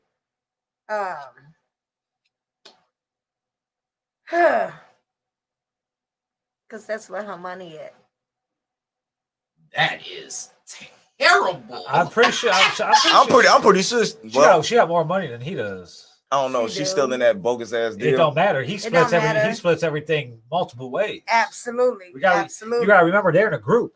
They split Mhm. 3 ways after everybody else gets paid. Thank you. So they get 20% and split 20%. Or maybe because Yeah. Quavo wasn't single, so she went back to Ooh. Offset. Wait, so Quavo is with Sweetie, Sweetie. right? Yeah, so we- Yeah, okay. Yeah, that's So maybe it's Quavo wasn't single, and nobody remembers the other one.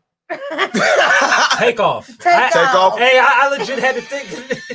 Terrible, man. I'm about to take off after Shout that. Shout out to Take Off, man. That last album was. Hold on, was It Take- was. Which one- Thank you. Which one was it? Which one in there was Manzabar? You look like I gotta live all bad and bougie.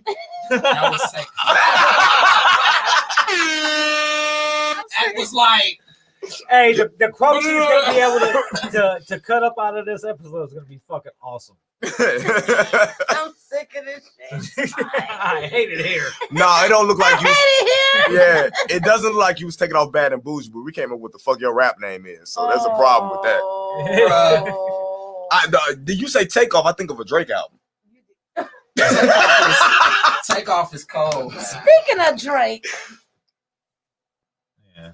what the hell going on with him and T.I.? I thought you were gonna talk about why Drake is suspect that he might like underage women. I mean, he do. We I know mean, that. what's going on between Drake and T.I.? So Did Drake fuck Tiny too? no, Drake unfollowed T.I. and there was a big fiasco today. You understand? Oh, because of the new Yeah. album. Because Absolutely. fucking T.I.'s boy pissed on Drake He back in the day. pissed on Drake. Back in the day. Yeah. So T.I. released a new album too since our last You're episode. right. Mm-hmm. And actually he just released It's it a the other it's a day. really good album. I haven't listened to it yet. It's a really good Yeah. fucking But project. he in one of That was all Berg too, wasn't it? on one of the songs. Yeah. On one of the songs, he referenced it again. He brought it back up. Ooh. So now Drake is in his feelings. So Yep. no, So hold he on. So And he T got no, hold fucked, on, though. no, hold on. So T.I. took a shot that he knew would be talked about Yeah. because of who he was talking about, because he knew how Drake Yeah. was going to react. basically. But you know what? T.I. is Mr. Exuberant. He don't give a goddamn. He do. That's why he tried to go fight Floyd, knowing Floyd couldn't fight back. Sir, to a certain extent.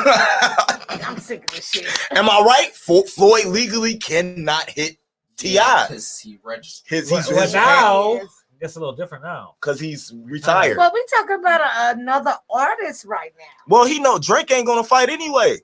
Why not?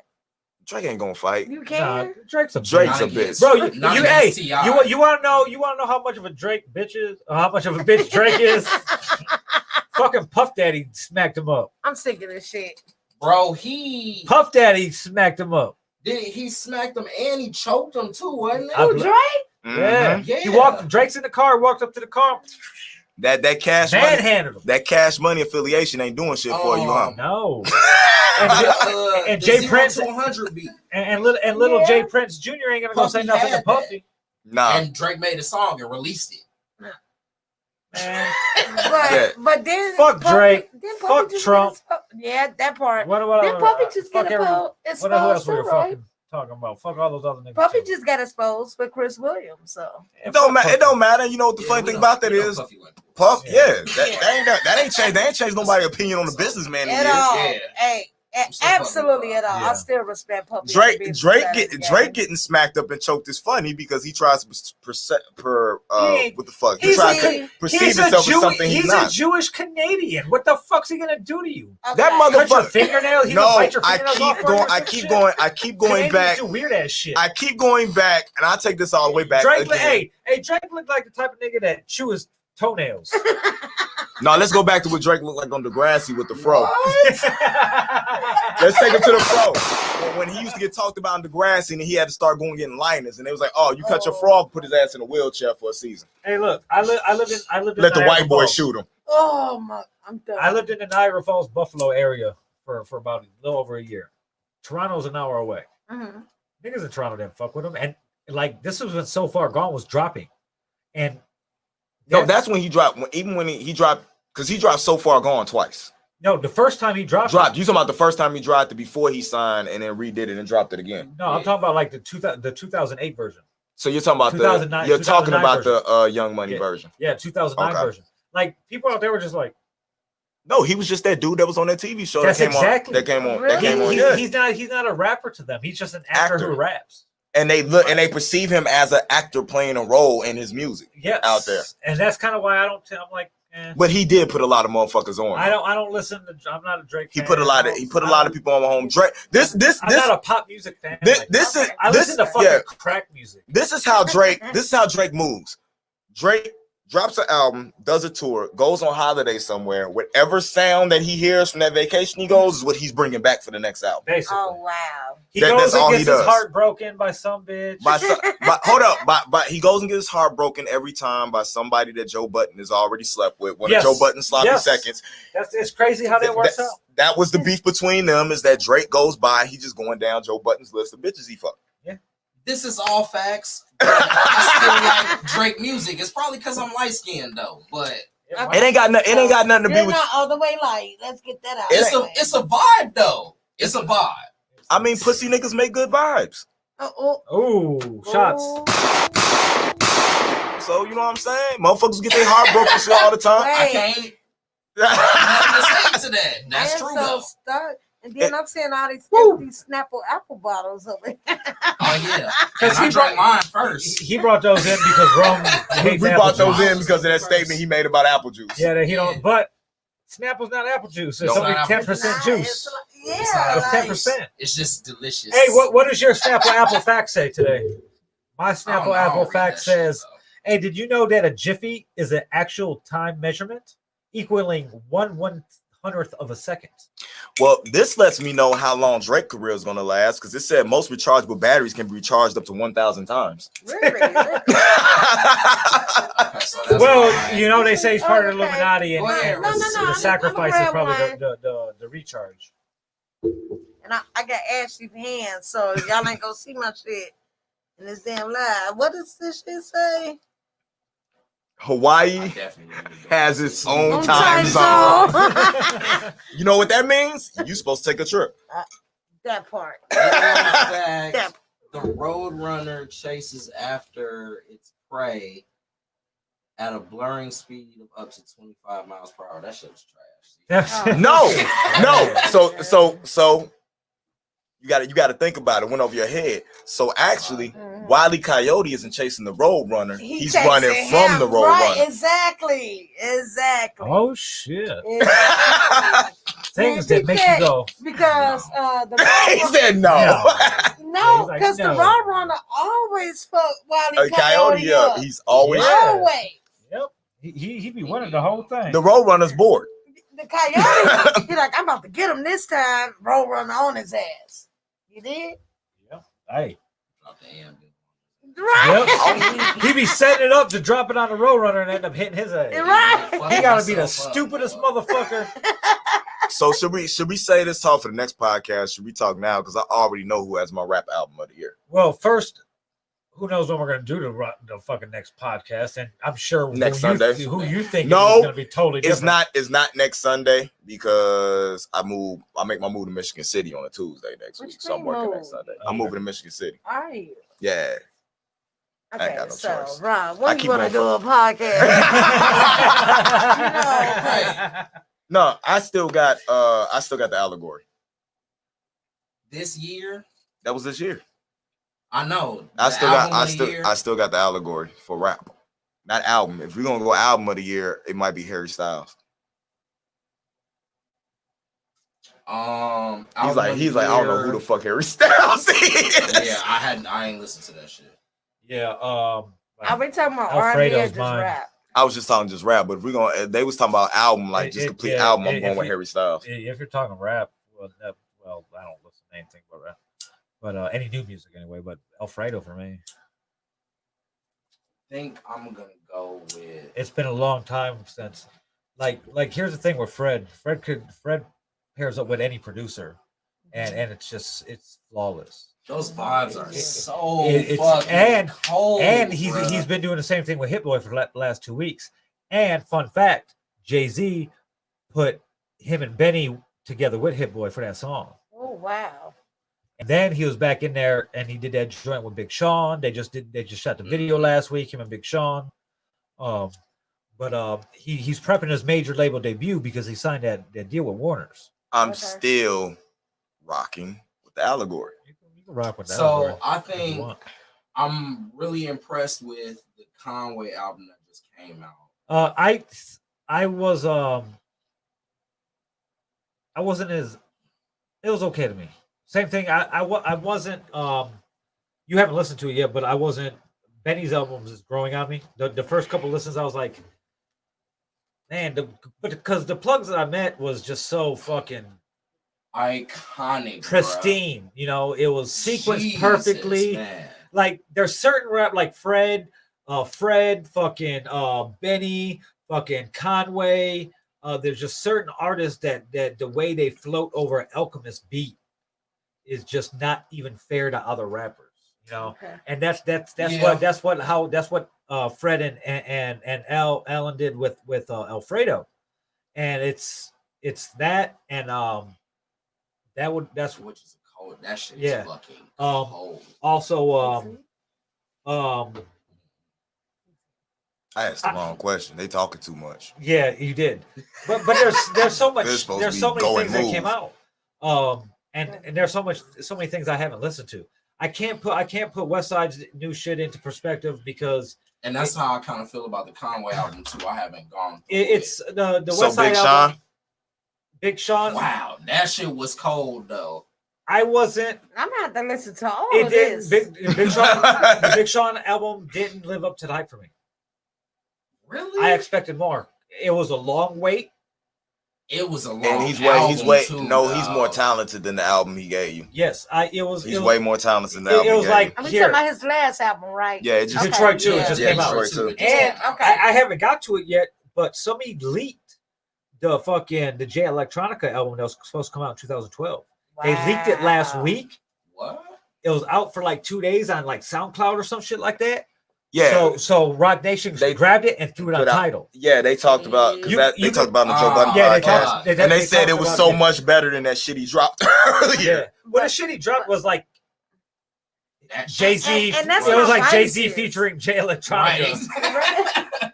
That's my vices with SoundCloud. Oof. Yeah, so it was somebody threw it out on SoundCloud and they put it out. I gotta sit through that.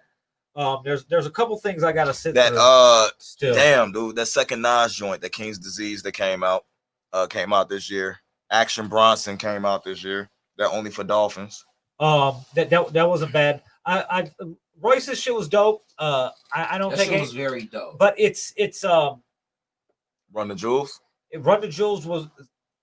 Here's my thing with Royce and Run the Jewels. While they're both dope albums, Mhm. it's hard for me to give them repeat plays unless I'm in the mood for that type of rap.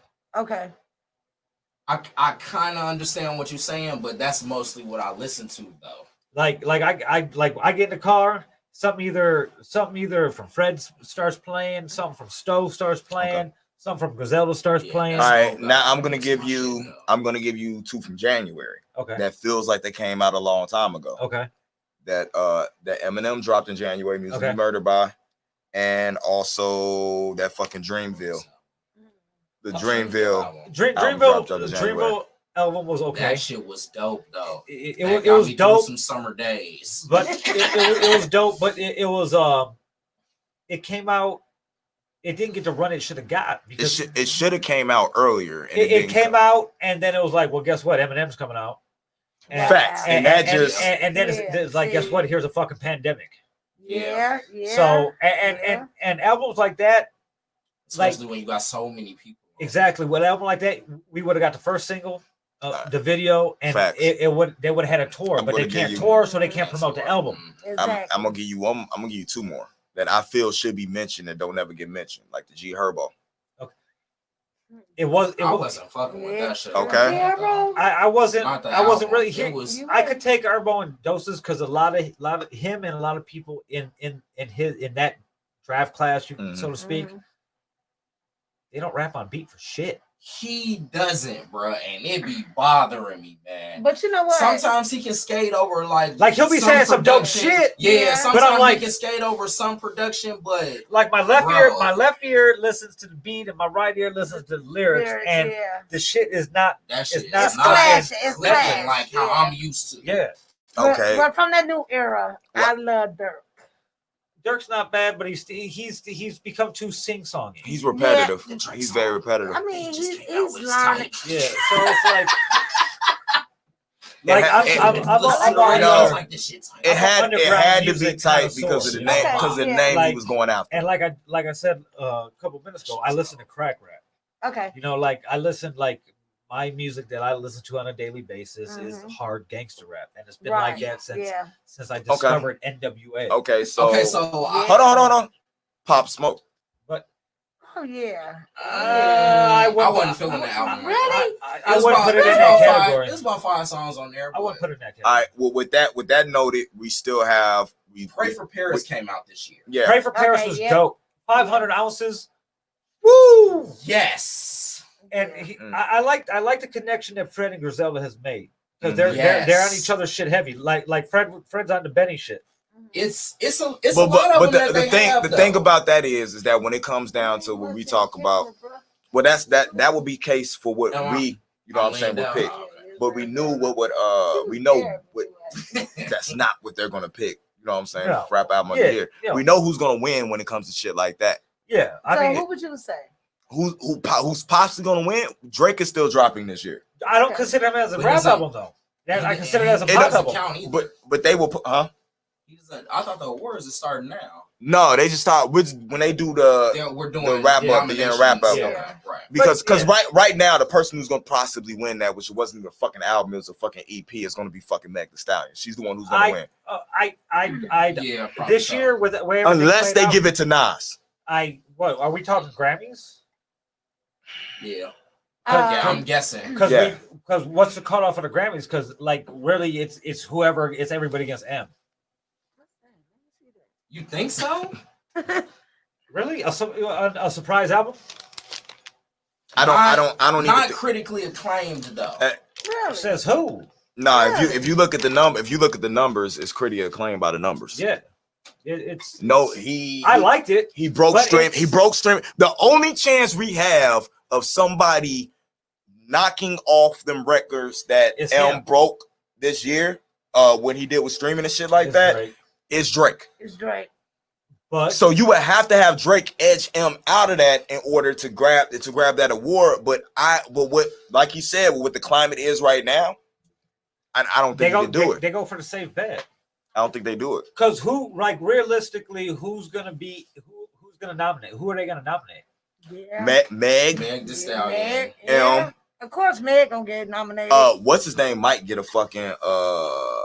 I don't think that was this year though. She did a lot this year, Meg. It all depends on what the Grammys starting cutoff date is really what it comes down to. Well, Doja Cat might get a fucking nomination. I don't think so. Next week, Doja Cat can kiss my black ass. I'm just saying she might get a nomination. I'll have that for next week. I'll have all that info for next week. Yeah, absolutely. Yeah. She might have a best album. She might have a best album nomination. My favorite album this year was the Boldy James album. That's another Alchemist. That shit is cool. That's another Alchemist fucking thing. Yes, Alchemist has been fucking killing it. Killing that shit, yo. R.A. the Rugged Man killed it this year too. Yo. Yeah, R.A. He did. Yeah, R.A. dropped this year. About half of it. But I gotta sit through the T.I. album. I gotta sit through the West Side album a couple more times. So when Denzel Curry. T.I. just dropped, right? Denzel Curry dropped this year too. This Friday. Okay, so and then fucking Logic dropped this year. J Electronica. Did he? Okay. Logic dropped this. Logic if I dropped his last album to this year. depressed video game music, I'll turn on yours. You're a fucking asshole. I'm sick of y'all. What's the? Hey, we doing the after show on my shit. So Andy, you're in Michigan City right now, so we gonna call you and let you know how everything go over here, okay? Oh no, I could tap in from home. Yeah, that ain't no thing. But I could be in from home. But we're gonna wrap this up, and we're always talking about how long a podcast could go. And I was talking to him, going back to Joe Budden podcast. Like I messaged him like in the middle of the night. Because I started watching at like 3 a.m. because I couldn't sleep. I was like, bro, there's fucking dogs everywhere. Like fucking Rory's holding the dog up. Joe's fucking grabbing the fucking dog. The dog's looking up at them all and shit. Fucking the dog got more screen time than fucking Parks did. Yeah. Fucking the dog's going in the fucking back room. The dude's coming from grabbing the dog, bringing him back from the backyard. But Scream Man was on the fucking screen in the newest episode. Yeah. You got to see Scream Man. Yeah. So fucking they did a 3-hour podcast. A very fucking good podcast. Because I ain't watched the whole thing. And we're at 2 hours and 52 minutes. Really? So Indy's gonna have his work cut out for him, chopping this up and giving you guys the little shit. So please look out for this. Good shit though, man. We're gonna run down some shit. Like I said, Wednesdays, the Danger Zone 2:00 with Il Brown and myself, followed by the White Devils with Rob Villain and On Screen Rich, followed by Unpopular Opinion. With me and my esteemed co-host to the right, At the same time, you could tune in and catch Keisha Cautious Hey, and her co-host. I bought a grand dude. Exactly. And then you can circle back around and catch us on Sundays. Absolutely. Because of your podcast, Legion Beats. I don't know who the fuck sent that shit to them, but Legion Beats was spinning 2 of our fucking songs, critiquing our fucking songs because they heard it on your fucking podcast. Really? Broken and fucking King Me, because they heard them on your fucking podcast, and they was spinning that shit and loving it. And loving that shit. Broke it down bar for bar, beat for beat, and everything. And somebody went and grabbed it off your podcast and sent it to them so they could listen to it. Well, thanks y'all for tuning in. I mean, I'm not modest. I'm more insecure than anything. Y'all know that. You're doing a hell of a job. You making us work hard. I wish you stopped. You and Sco, we might be able to light y'all shit on fire so we don't have to do so many podcasts during the week. That's why I'm trying to get her to come just do hers here. Yeah. Absolutely. And I accept Ronville. Y'all hear that right here, right now. I absolutely accept. That's the sad trombone. That was? Yeah. My bad. Here. If you look at the screen, it tells you what they are. Oh, my bad. Wrong button. You playing a flute and You shit? can only press it once. You only press it once? Over here. I've been in talks with Applause. There you go. That was the right one. That part. Yeah, we got a bunch of shit in the works. Now that the pandemic, I would say is slowly coming to an end, but the fucking numbers are spiking in Indiana and Illinois. Like crazy. And my dumb ass moved out to Michigan City. But we're gonna keep coming with all types of new content. We are finally starting to release new music. Be on the lookout for the new G Scott Airplane Mode 2 video. Stream that now on all streaming platforms. The single is November out. 10th. Broken is coming out November 10th. Absolutely. Hollow Gang Bugs, Here's the Life album will be dropping. And I'm not even gonna tell you. I'll believe it when I see it available for download. Me and Bugs started going over the final mixes on Friday night. It will be we'll be going over the rest of the final mixes at the end of the week. It's looking like Love it. It'll be going out for mastering, and then I will be dropping. I'm excited. I will be dropping the Here's the Live video and the album at the same time.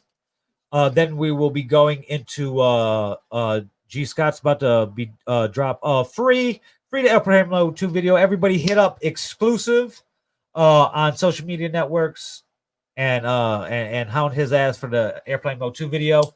I think it was shout him out and follow him. No, hound his ass. We need the video. Yeah. And then we're gonna roll into some more G Scott shit. G Scott's gonna be dropping shit every couple weeks. November 11th, Critical's new album 11 will be dropping. Hey, come on. And then we have, I want to change my album of the year. And then we have O-Mob's Villain Radio project that we're in the middle of now. There is a major artist Villain Radio project that I will not be announcing yet. We have a Syndrome and Indie Villain Radio project coming. Really?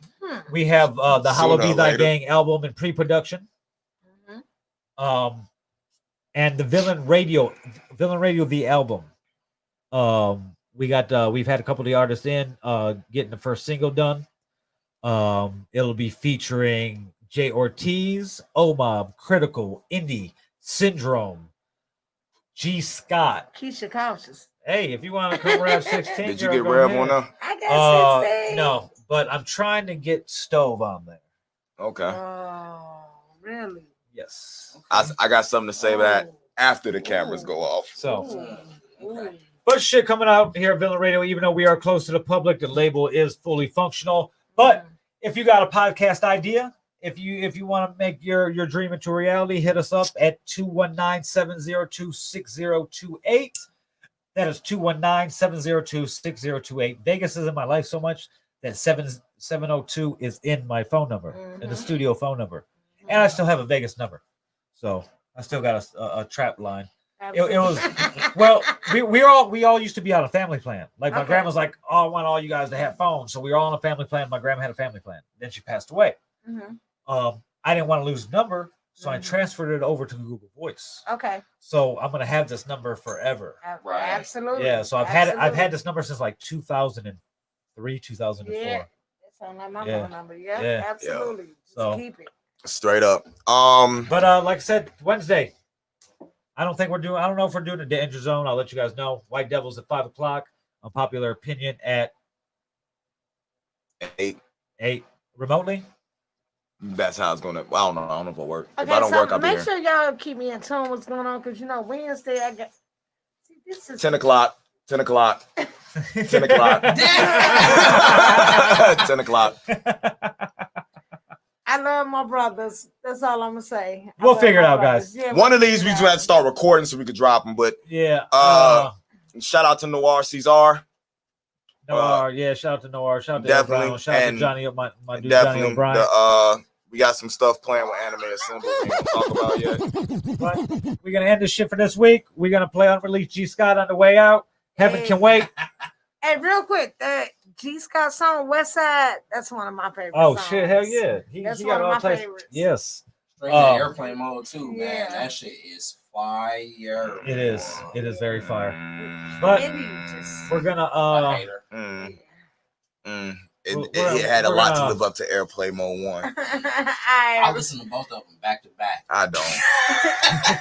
all right, go we're ahead, gonna switch out. I'm Rob. He gonna needs switch to out do- the sound so I He can needs to stop going back to that hear girl. everything. Oh, okay. Anyway, this Heaven Can't Wait. G Scott. This has been the link up for Syndrome. This motherfucker right here.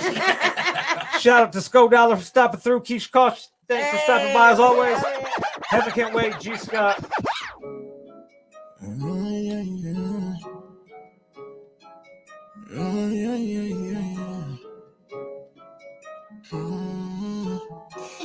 Pray the Lord my soul to keep. Lately ain't been getting no sleep. Nights turn days and my days turn weeks. Finding my religion may be hard to believe. Play the cards, I'm young, know I'm switching hands. Elevate my frequency to different bands. Pull up in some shit that in the blink of 182. How we get there, there's no simple plan. I'm a simple man, I speak love and peace all over different beats and make a stripper dance. Know a couple niggas low be hating on me, but they bitches love me, so we speak again. My future be lit on the 80s.